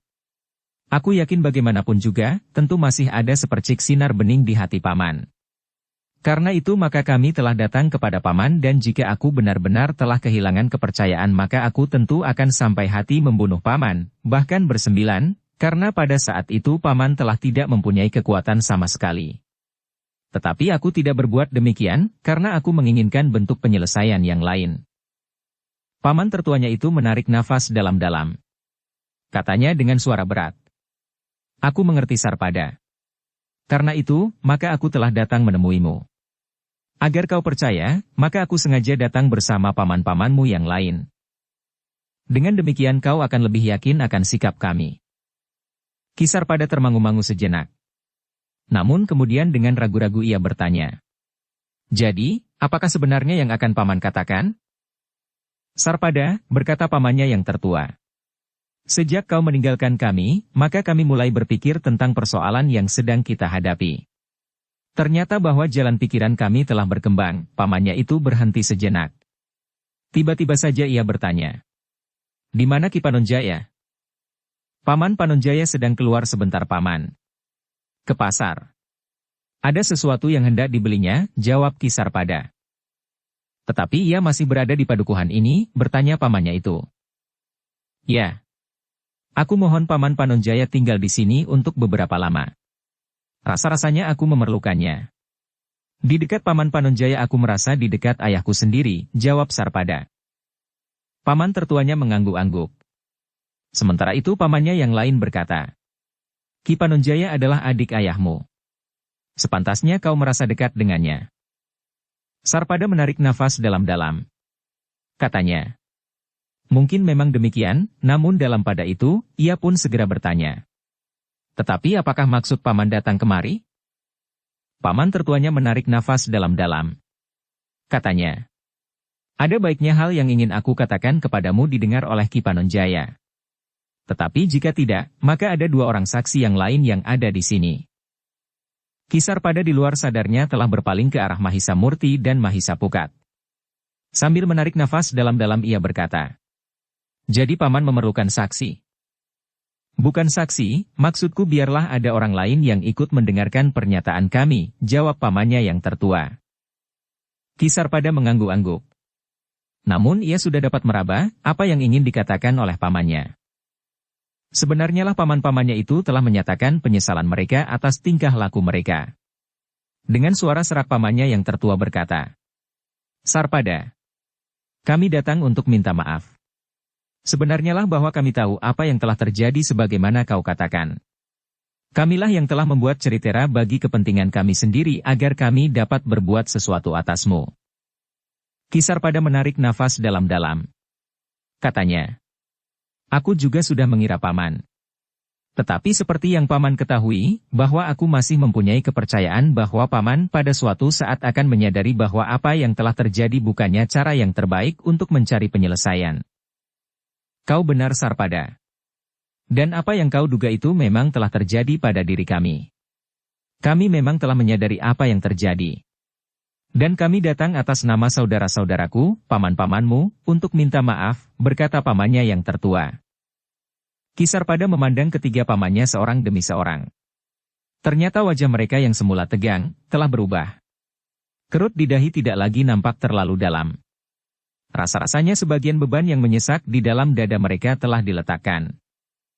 Paman, berkata Ki Sarpada kemudian. Kedua anak muda ini memang pantas disebut saksi. Jika paman-paman dengan ikhlas menyatakan penyesalan, maka bagiku pernyataan itu merupakan satu kurnia bagiku. Dengan demikian persoalan kita akan selesai dengan cara sebagaimana aku inginkan. Kami berkata sebenarnya Sarpada, berkata yang tertua. Jika niat ini tidak lahir dari keikhlasan hati kami, maka kami tidak akan datang kemari. Jika hal ini semata-mata karena perasaan takut, maka itu tidak akan kami lakukan. Kami adalah orang-orang yang tidak pernah mengenal takut sampai batas mati sekalipun. Tetapi yang kami lakukan adalah karena perkembangan kesadaran kami menghadapi persoalan yang telah terjadi. Dengan demikian maka kami telah datang kepadamu. Ki Sarpada menarik nafas dalam-dalam. Suaranya pun kemudian merendah. Terima kasih Paman. Dengan demikian maka persoalan di antara kita sudah dapat kita anggap selesai. Hubungan kita akan tetap sebagaimana sebelumnya. Meskipun aku kemudian mengetahui bahwa orang yang aku anggap ibuku itu adalah seorang ibu tiri, namun aku tidak pernah menganggap paman-paman semuanya bukan pamanku sendiri. Aku pun berterima kasih kepadamu jika kau masih tetap menganggap kami sebagai paman-pamanmu Sarpada. Kami akan melupakan apa yang pernah terjadi. Kami pun tidak akan pernah menganggap bahwa kau bukan anak saudara perempuanku. Kau akan kami anggap sebagai kemanakan kami sepenuhnya. Mudah-mudahan sikap kami masing-masing tidak akan berubah.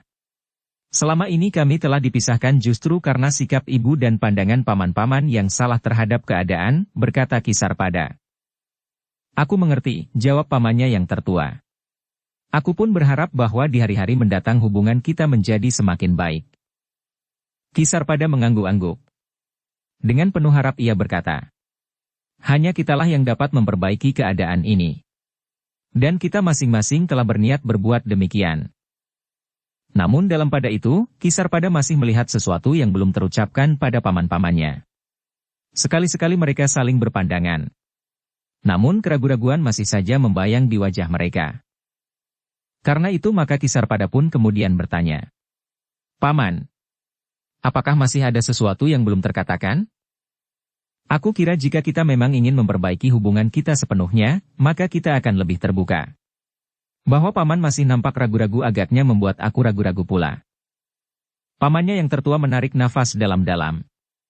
Namun kemudian katanya, memang masih ada keraguan-raguan yang terselip di dalam hatiku. Betapapun kami benar-benar berniat untuk membuka diri dalam hubungan kita, tetapi ternyata bahwa masih harus ada persoalan yang perlu mendapat perhatian kita. Jika memang penting, aku persilahkan paman mengatakannya, minta Ki Sarpada. Ketiga orang pamannya itu masih saja nampak ragu-ragu. Beberapa kali mereka saling berpandangan.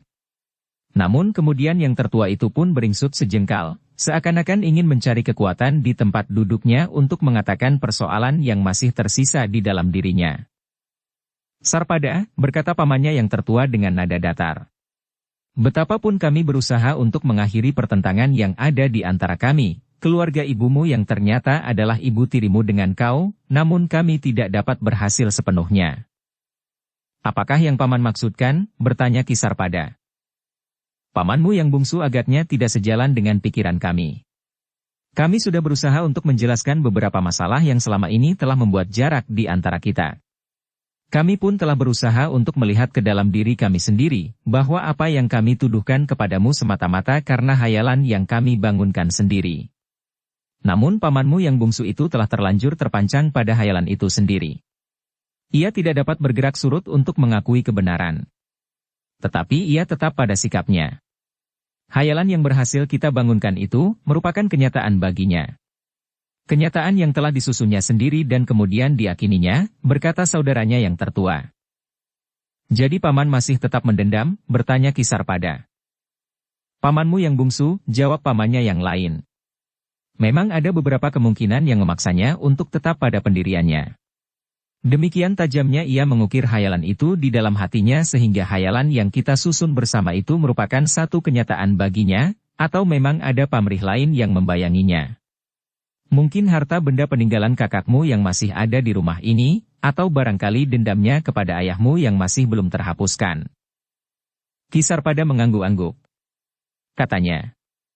Jadi masih saja ada kabut yang meliputi kehidupan kami di sini. Itulah yang mengusik hati kami, berkata pamannya yang lain. Karena itu, maka kami perlukan untuk dengan segera datang kepadamu. Demikian tenaga kami perlahan-lahan tumbuh kembali, maka kami telah sepakat untuk menemuimu dan menyampaikan pesan ini kepadamu. Kisarpada mengangguk-angguk. Katanya. Bagaimanapun juga, paman itu akan dapat berbuat banyak. Tentu ia tidak akan berdiri sendiri.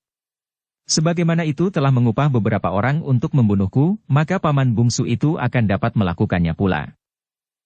Itulah agaknya yang akan dilakukannya, berkata pamannya yang tertua. Pamanmu itu sendiri masih belum banyak mendalami ilmu.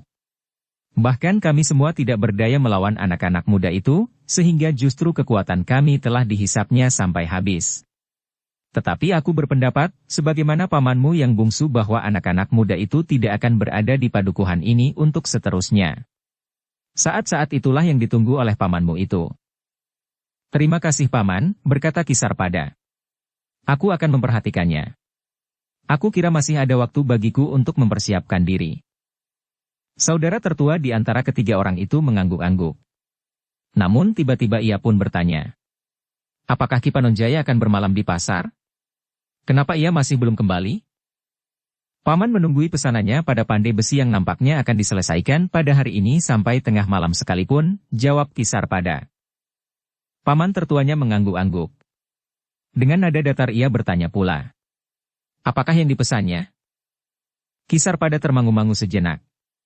Namun kemudian katanya. Di sudut pasar itu terdapat seorang pandai besi. Bukan saja pandai besi seperti kebanyakan. Tetapi pandai besi itu memiliki kemampuan membuat senjata. Paman Panonjaya sedang membuat sebuah luuk yang dikerjakannya sendiri bersama-sama dengan pandai besi itu. Saudara tertua dari ibu tiri Kisarpada itu mengangguk-angguk. Namun kemudian katanya. Ternyata ia masih juga seorang yang sibuk dengan berbagai jenis senjata, ia mempunyai banyak persamaan dengan ayahmu Sarpada. Agaknya memang demikian, jawab Kisarpada. Karena itu Sarpada, berkata pamannya yang tertua. Aku tidak dapat menunggunya. Aku tidak tahu kapan ia pulang.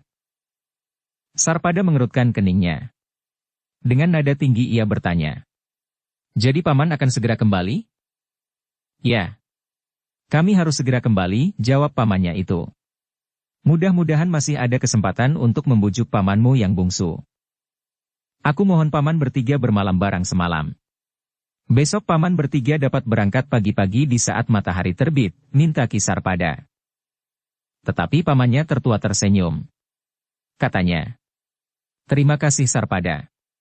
Kami masih tetap petualang-petualang yang lebih senang berjalan malam. Masih terbiasa bagi kami, betapa tenangnya melangkah dalam kegelapan. Seakan-akan terjauh dari segala mara bahaya, kecuali jika kami dengan sengaja datang menggapainya. Kisarpada menarik nafas dalam-dalam. Namun agaknya ketiga pamannya itu tidak lagi dapat dicegahnya. Mereka benar-benar minta diri. Bahkan makan pun mereka tidak bersedia menunggu, selain hanya meneguk air panas dan beberapa potong makanan. Di regol halaman paman tertua itu masih berpesan. Hati-hatilah dengan paman bungsu. Secara pribadi ia masih belum terlalu berbahaya. Ilmunya masih belum berkembang sama sekali, kecuali sedikit pengalaman benturan-benturan kekerasan yang kasar. Hanya bersama-sama dengan kami, pamanmu dapat ikut bermain dalam pusaran. Tetapi landasan ilmu itu hampir tidak ada padanya. Meskipun demikian, ia dapat mengupah orang untuk kepentingan itu. Aku akan selalu mengingatnya paman, jawab Kisarpada. Demikianlah, maka ketiga orang itu pun telah meninggalkan padukuhan itu. Mereka menyusup masuk ke dalam kegelapan. Agaknya ketiganya segan untuk berjalan melalui gardu-gardu penjagaan, karena mereka sadar bahwa dengan demikian mereka harus menjawab segala macam pertanyaan yang dapat menghambatnya. Karena itu, maka mereka pun telah memilih jalan lain. Sebagai petualang maka mereka dapat menyusup dari halaman ke halaman yang gelap. Kemudian meloncati dinding keluar dari padukuhan itu. Sementara itu maka Kisarpada yang ditinggalkan oleh ketiga orang pamannya dengan berbagai pesan itu memang menjadi berdebar-debar. Meskipun ia tidak menjadi ketakutan seandainya pamannya itu mengupah orang selama Kiai Patah, Mahisa Murti dan Mahisa Pukat masih ada di padukuhan itu. Tetapi sudah barang tentu bahwa Mahisa Murti dan Mahisa Pukat tidak akan untuk seterusnya berada di padukuhan itu. Namun demikian Kisarpada tidak mengatakan kegelisahannya itu. Ia berusaha untuk tetap bersikap tenang dan tidak gugup menghadapi persoalan yang dapat berkembang semakin gawat baginya justru saat-saat paman-pamannya menyadari keadaan. Ketika mereka kembali ke Pendapa, maka Mahisa Murti dan Mahisa Pukat pun berusaha untuk meyakinkan kepada Kisarpada bahwa mereka tentu akan dapat mengatasinya seandainya pamannya yang bungsu itu benar-benar akan melakukan tindakan yang licik terhadapnya. Tetapi dengan jujur Kisarpada kemudian berkata, "Anak-anak muda, mungkin aku akan dapat mengatasi kesulitan yang bakal datang dengan bantuan kalian dan Kiai Patah. Tetapi orang yang licik itu akan menunggu dengan kesabaran seekor harimau menunggui buruannya yang memanjat sebatang pohon." Sementara itu Mahisa Murti berkata, "Jangan risaukan itu sekarang Ki Bekel. Mungkin besok atau lusa kita akan menemukan cara yang paling baik." Ki Bekel mengangguk-angguk. Lalu katanya, "Baiklah. Kita akan beristirahat.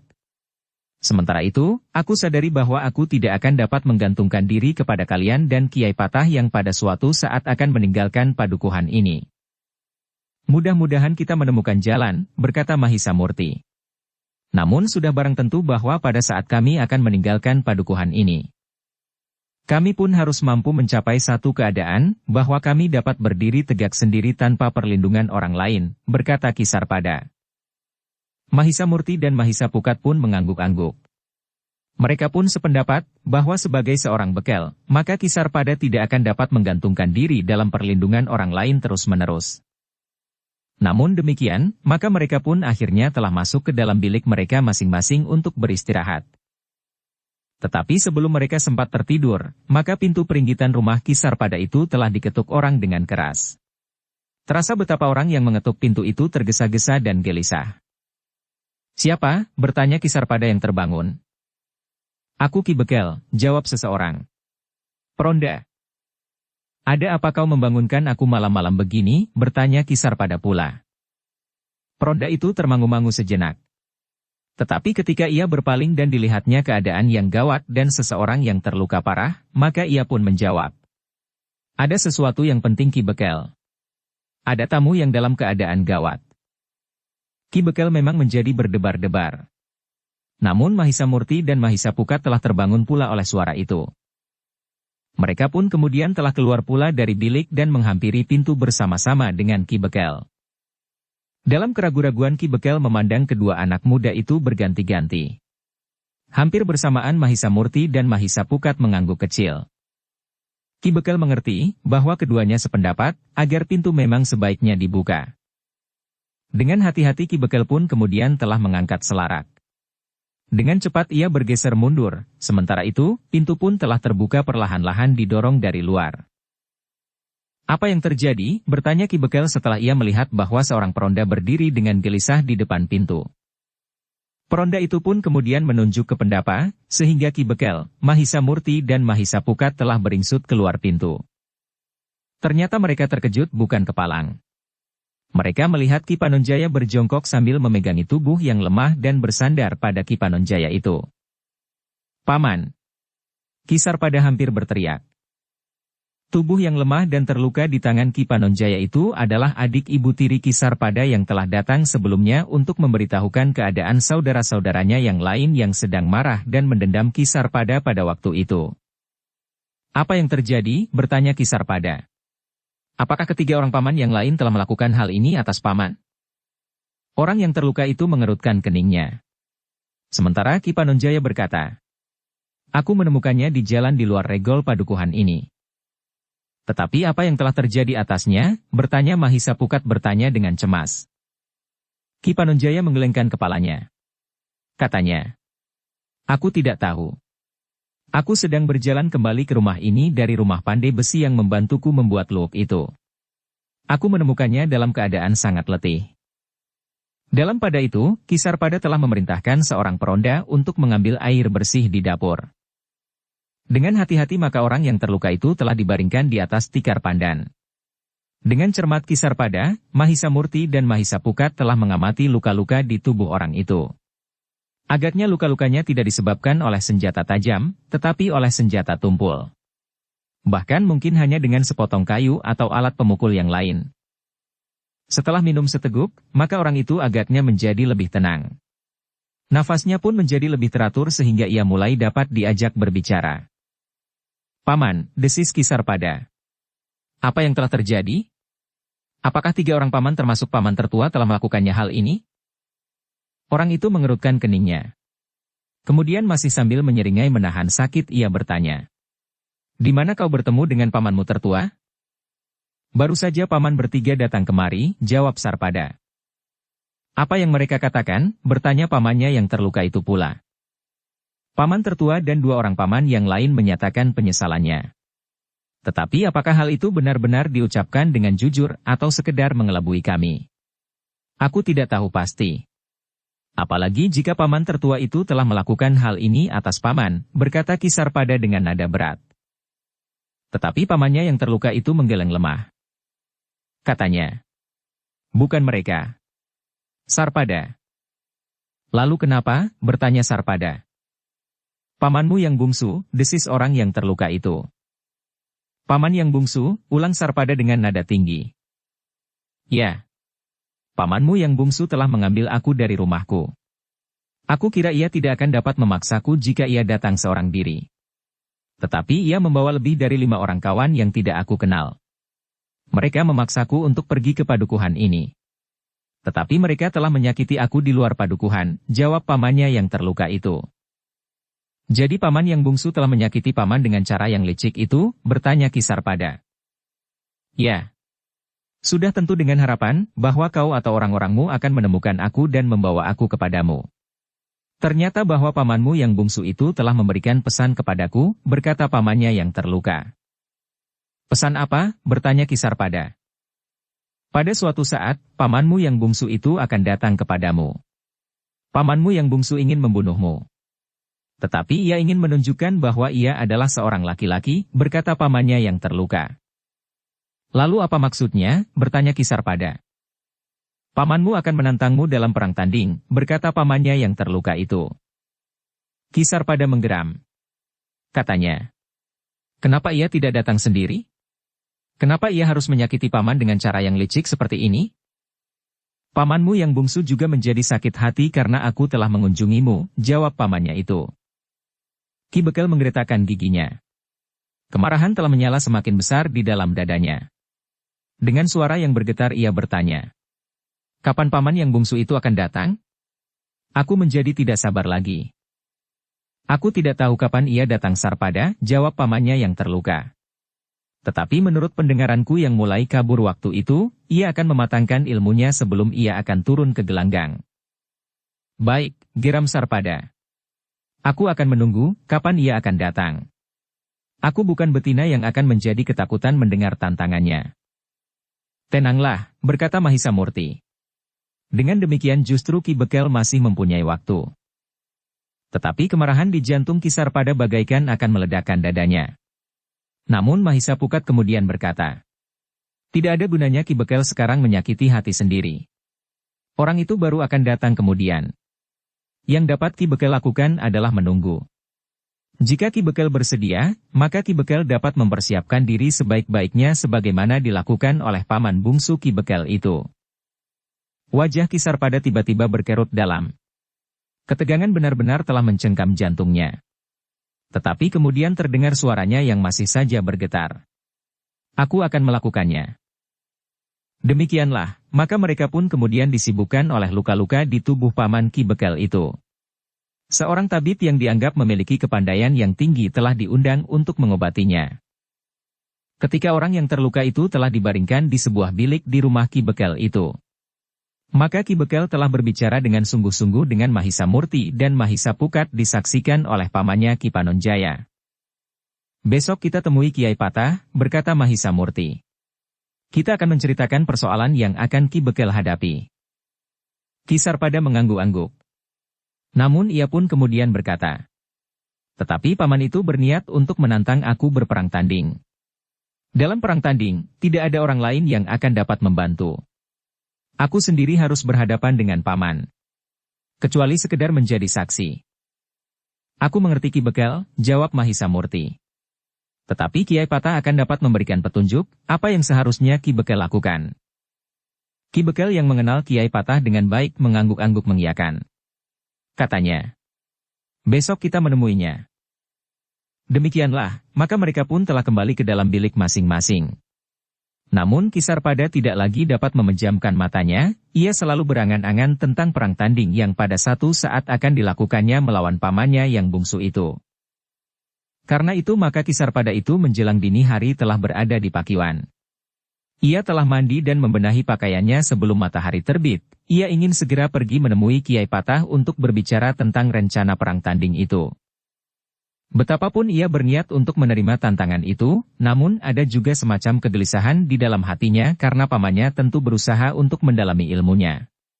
Namun seperti yang dikatakan oleh pamannya yang tertua, pamannya yang bungsu itu masih belum menguasai dasar ilmu pusaran sebagaimana yang pernah dilihatnya di rumah pamannya tertua itu. Pamannya yang bungsu itu hanya ikut saja berlari berkeliling. Ia memang memiliki keterampilan bermain pedang. Demikian pula di saat-saat mereka lari berputaran. Tetapi belum menguasai ilmu yang lebih dalam meskipun hanya dasarnya. Ki Sarpada rasa-rasanya tidak sabar menunggu Mahisa Murti dan Mahisa Pukat bersiap. Dengan gelisah Ki Sarpada hilir mudik di halaman, sementara beberapa orang peronda menjadi heran menyaksikannya.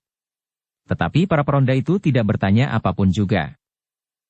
Baru beberapa saat kemudian, Mahisa Murti dan Mahisa Pukat pun telah turun pula ke halaman. Sementara Ki Panonjaya akan tinggal menunggui paman Ki Bekel yang terluka. Demikianlah, ketika matahari naik mereka telah berada di perjalanan menuju ke rumah Kiai Patah di sudut padukuhan itu. Sebuah rumah yang sederhana, yang sama sekali tidak mencerminkan rumah seorang yang berilmu dan bahkan memiliki bekal yang cukup seandainya ia ingin membuat rumah yang lebih baik dari yang dihuninya itu. Ketika Kiai Patah mendengar keterangan Ki Bekel tentang pamannya yang dilukai oleh pamannya yang bungsu serta rencana tantangannya untuk berperang tanding, maka Kiai Patah pun dengan serta-merta berkata, Ki Sarpada harus mempersiapkan diri sebaik-baiknya jika memang berniat untuk menerima tantangan itu. Aku akan melakukan apa saja yang baik menurut kalian, sahut Ki Bekel. Biarlah Angger berdua menempa Ki Bekel dengan mempergunakan waktu yang ada sebaik-baiknya. Ki Sarpada harus bersedia bekerja keras untuk meningkatkan kemampuan Ki Bekel sebelum saat itu tiba. Kita tidak tahu kapan paman Ki Bekel yang bungsu itu akan datang, berkata Kiai Patah. Kami akan melakukannya Kiai, jawab Mahisa Murti. Tetapi sudah tentu kami memerlukan petunjuk-petunjuk Kiai. Waktunya sudah terlalu sempit, sehingga kami harus mendapat petunjuk dari Kiai yang sudah jauh berpengalaman tentang kemungkinan-kemungkinan yang dapat terjadi dalam perang tanding itu.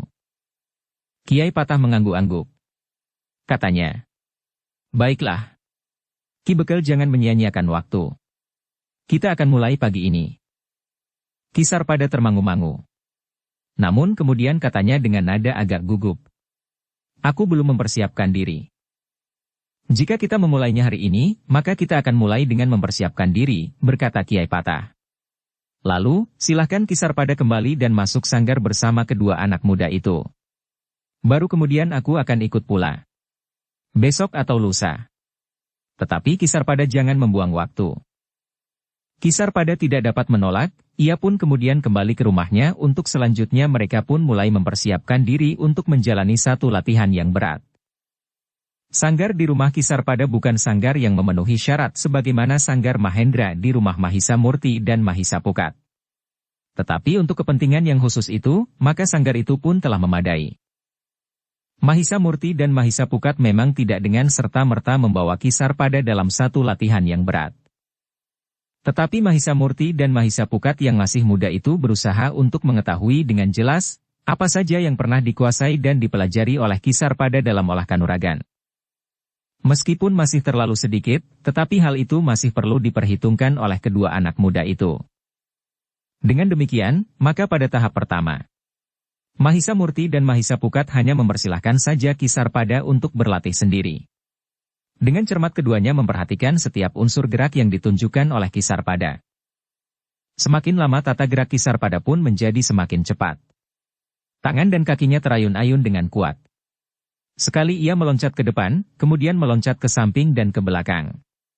Tangannya kadang-kadang bersilang di dada, kadang-kadang terangkat membuka, namun kemudian sebelah tangannya dengan cepat bergerak melingkar, sementara tangan yang lain ditariknya dan langsung menghantam lurus ke depan. Mahisa Murti dan Mahisa Pukat mengangguk-angguk. Tata gerak yang dasar sekali sudah dikuasai oleh Kisarpada. Ia mampu mengerahkan tenaga dan memusatkan nalar budinya pada latihan yang sedang dilakukannya, sehingga ia pun akan dapat berbuat serupa di saat-saat ia bertempur menghadapi lawannya. Dengan demikian, ternyata Kisarpada sudah mempunyai modal yang memadai sehingga keduanya akan dapat menyesuaikan dengan kepentingan latihan-latihan yang akan mereka berikan yang pada dasarnya juga sekedar mematangkan gerak dasar untuk menghadapi pamannya yang bungsu, yang agaknya juga masih berlandaskan pada tata gerak dasar ilmu kewadagan semata-mata. Demikianlah, maka Mahisa Murti dan Mahisa Pukat membiarkan Ki Bekel untuk berlatih beberapa lama. Keduanya juga ingin tenaga dan kekuatannya yang menurut penilaian Mahisa Murti dan Mahisa Pukat pengerahan tenaga itu sudah hampir mencapai puncak kemampuannya. Demikianlah, maka setelah beberapa lama Ki Bekel berloncatan dan mengayun-ayunkan tangan dan kakinya, maka mulailah Mahisa Murti dan Mahisa Pukat melihat bahwa batas yang ditunggunya itu sudah sampai. Tenaga Ki Bekel mulai susut meskipun perlahan-lahan. Hanya orang-orang yang mempunyai ketajaman pengamatan atas tata gerak dalam olah kanuragan sajalah yang sempat melihat batas itu. Tetapi Mahisa Murti dan Mahisa Pukat masih membiarkannya beberapa saat. Baru setelah semakin lama kekuatan itu menjadi semakin susut, keduanya saling berpandangan. Ketika Mahisa Pukat mengangguk kecil, maka Mahisa Murti pun kemudian berkata sambil melangkah mendekat. Sudah Ki Bekel. Agaknya latihan ini sudah cukup lama. Ki Bekel pun kemudian sedikit demi sedikit mengendorkan latihan-latihan, sehingga akhirnya telah berhenti sama sekali. Namun kemudian Ki Bekel pun dengan lemah telah menjatuhkan dirinya dengan nafas yang terengah-engah, duduk dengan kaki yang menjelujur dan bertumpu pada kedua tangannya. Mahisa Murti dan Mahisa Pukat tersenyum. Dengan nada rendah Mahisa Murti berkata, jika Ki Bekel menghadapi musuh, maka Ki Bekel akan terpaksa bergerak lebih banyak. Karena itu maka Ki Bekel harus berusaha meningkatkan daya tahan tubuh dengan latihan-latihan yang teratur. Tidak dengan tiba-tiba mengadakan latihan sehari semalam yang justru akan dapat merusak kemungkinan yang ada di dalam diri Ki Bekel sendiri. Ki Bekel mengangguk-angguk. Nafasnya masih memburu lewat lubang hidungnya. Sementara itu Mahisa Murti pun berkata, nah, sekarang Ki Bekel harus membiasakan diri dan berlatih mengatur pernafasan. Marilah, kita mencobanya agar nafas kita tidak mengalir tidak beraturan sehingga kita memerlukan waktu yang terlalu lama untuk memulihkan pernafasan kita kembali. Ki Bekel mengangguk-angguk pula. Sementara itu Mahisa Pukat pun telah memberikan beberapa petunjuk kepada Ki Bekel, bagaimana ia harus mengatur pernafasannya. Mahisa Pukat pun kemudian duduk bersila di hadapan Ki Bekel. Kedua tangannya diletakkan di atas lututnya dengan mengendorkan segala urat nadinya. Dengan teratur Mahisa Pukat pun kemudian menarik nafas dalam-dalam dan dilepaskannya perlahan-lahan. Diulanginya beberapa kali sambil mempersiapkan seluruh tubuhnya agar tidak menjadi tegang. Namun kedua anak muda itu pun telah mengajarkan bahwa dalam mengatur pernafasan pun diperlukan pemusatan nalar budi agar jalan pernafasannya itu menjadi cepat teratur dan tidak terasa mengganggu lagi. Kedua anak muda itu pun telah memberitahukan pula kepada Kisarpada, bahwa semakin jauh ia mendalami persoalan pernafasannya, maka banyak hal yang akan dapat dipetiknya. Dengan mengatur pernafasannya pada tataran yang lebih tinggi, akan dapat membuatnya mampu mengendalikan yang benar-benar akan dapat dikuasainya, tetapi juga saluran tenaga cadangannya yang akan dapat memberikan kekuatan yang sangat tinggi. Karena itu maka kedua anak muda itu pun telah memberikan pesan kepada Kisarpada dalam saat-saat ia menempa diri, maka yang harus dilakukannya, bangun di dini hari, kemudian melatih diri mengatur pernafasannya sebaik-baiknya.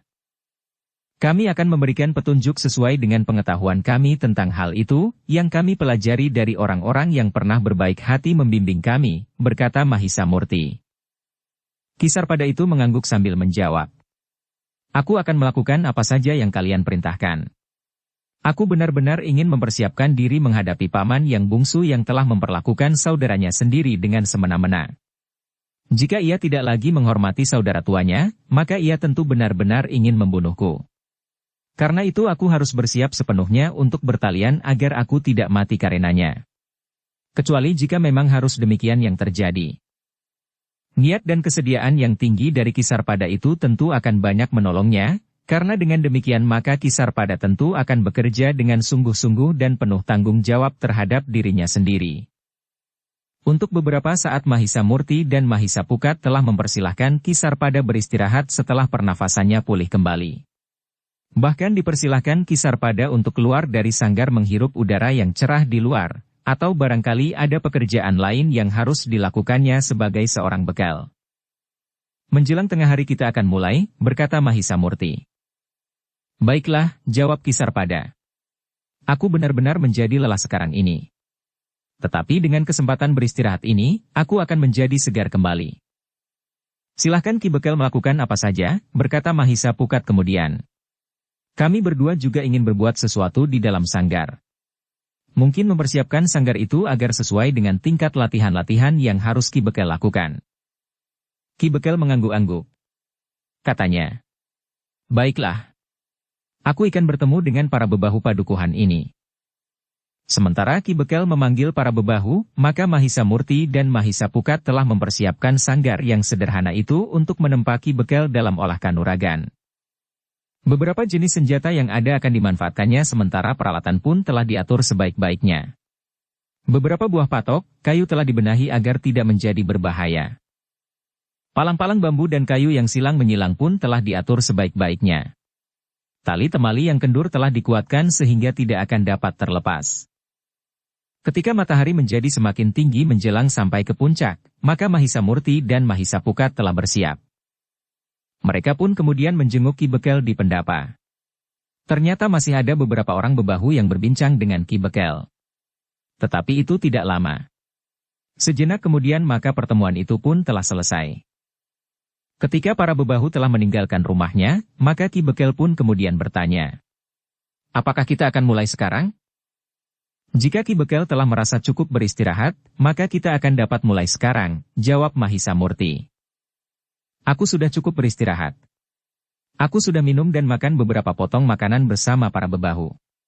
Sekarang aku siap untuk mulai lagi dengan latihan-latihan yang betapapun beratnya, berkata Ki Bekal mantap. Baiklah, sahut Mahisa Murti. Marilah. Kita akan pergi ke sanggar. Demikianlah mereka bertiga pun telah kembali masuk ke dalam sanggar. Beberapa saat lamanya Ki Bekal dipersilahkan untuk mempersiapkan diri dengan gerakan-gerakan ringan. Baru kemudian Mahisa Murti telah memberikan beberapa petunjuk khusus tentang berbagai macam unsur gerak.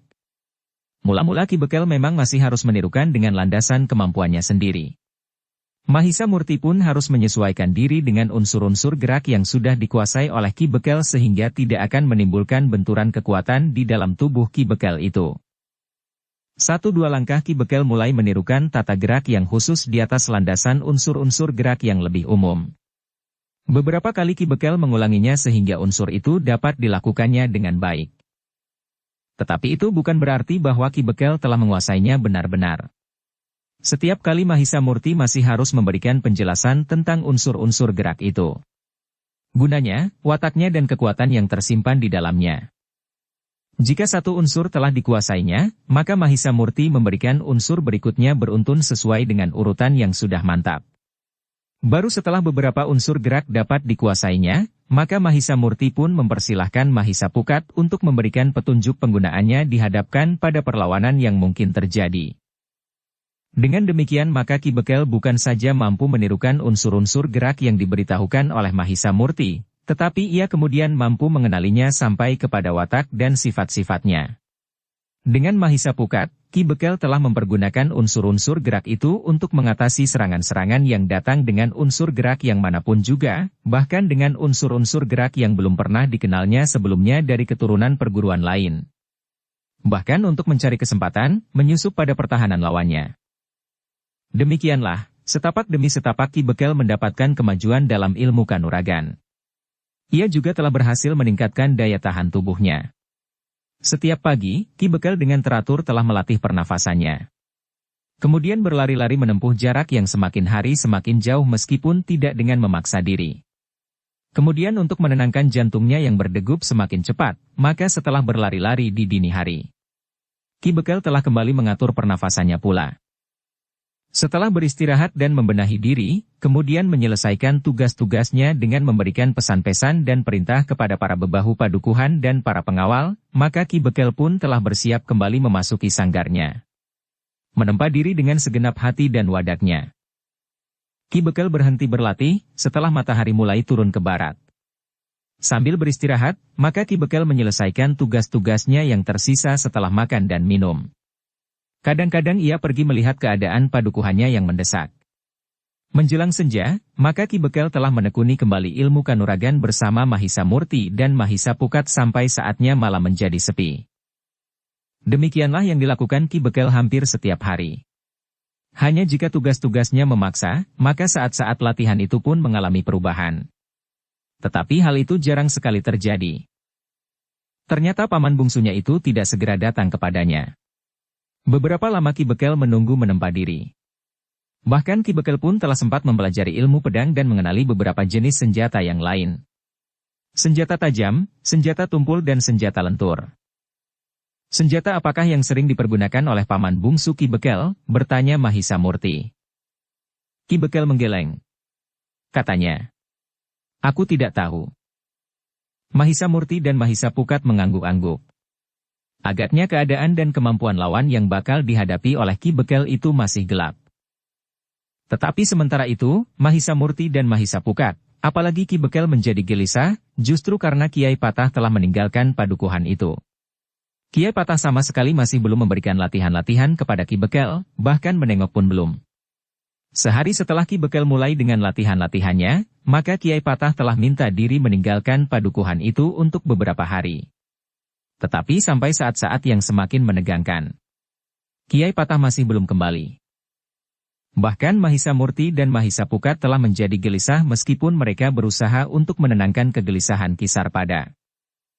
Jangan hiraukan orang lain, berkata Mahisa Murti kepada Ki Sarpada. Yang penting bagi Ki Bekel adalah menempa diri dengan sungguh-sungguh agar Ki Bekel berhasil meningkatkan kemampuan Ki Bekel. Beberapa langkah Ki Bekel sudah menjadi semakin maju. Tetapi jika perhatian Ki Bekel terlepas dari latihan-latihan yang Ki Bekel lakukan, maka latihan-latihan itu tidak akan ada gunanya lagi. Ki Bekel memang berusaha untuk memusatkan perhatiannya kepada latihan-latihannya. Ia berusaha pula untuk tidak menghiraukan, apakah Kiai Patah akan kembali atau tidak. Namun ternyata pada suatu hari, ketiga orang yang sedang berada di dalam sanggar itu telah dikejutkan oleh kehadiran Kiai Patah. Karena itu maka dengan serta-merta ketiganya telah menyongsongnya dan mempersilahkan Kiai Patah untuk masuk. Kiai membuat kami menjadi gelisah, berkata Ki Bekel. Kiai Patah tersenyum. Katanya, aku minta maaf. Aku agaknya telah pergi terlalu lama. Namun akhirnya aku berhasil. Berhasil tentang apa? Bertanya Mahisa Pukat. Aku berusaha untuk mencari paman bungsu Ki Bekel. Memang agak sulit. Tetapi dengan petunjuk beberapa orang saudaranya akhirnya aku ketemukan juga. Untunglah bahwa aku berhasil merahasiakan diriku sehingga paman bungsu Ki Bekel itu tidak mengenali aku. Aku berhasil menemuinya di malam hari dalam kegelapan. Aku berhasil menjajaki ilmunya, sehingga dengan demikian aku dapat mengenal meskipun tidak tepat sekali, ukuran kemampuannya, jawab Kiai Patah. Ki Bekel mengangguk-angguk, sementara Mahisa Murti pun berkata. Tetapi ia sedang dalam keadaan membajakan dirinya. Karena itu pengenalan Kiai beberapa waktu yang lalu akan berbeda dengan kemampuan dari paman Ki Bekel itu beberapa hari yang akan datang. Aku mengerti. Tetapi aku pun dapat memperkirakan seberapa jauh peningkatan kemampuan seseorang hanya dalam beberapa hari.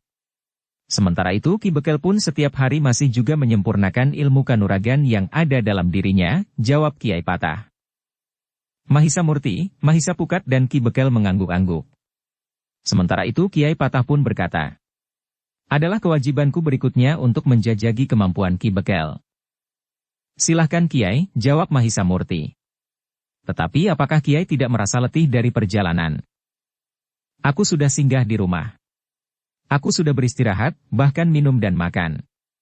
Sebentar berbaring sambil mengendorkan ketegangan urat-urat kakiku, sahut Kiai Patah. Mahisa Murti dan Mahisa Pukat mengangguk-angguk.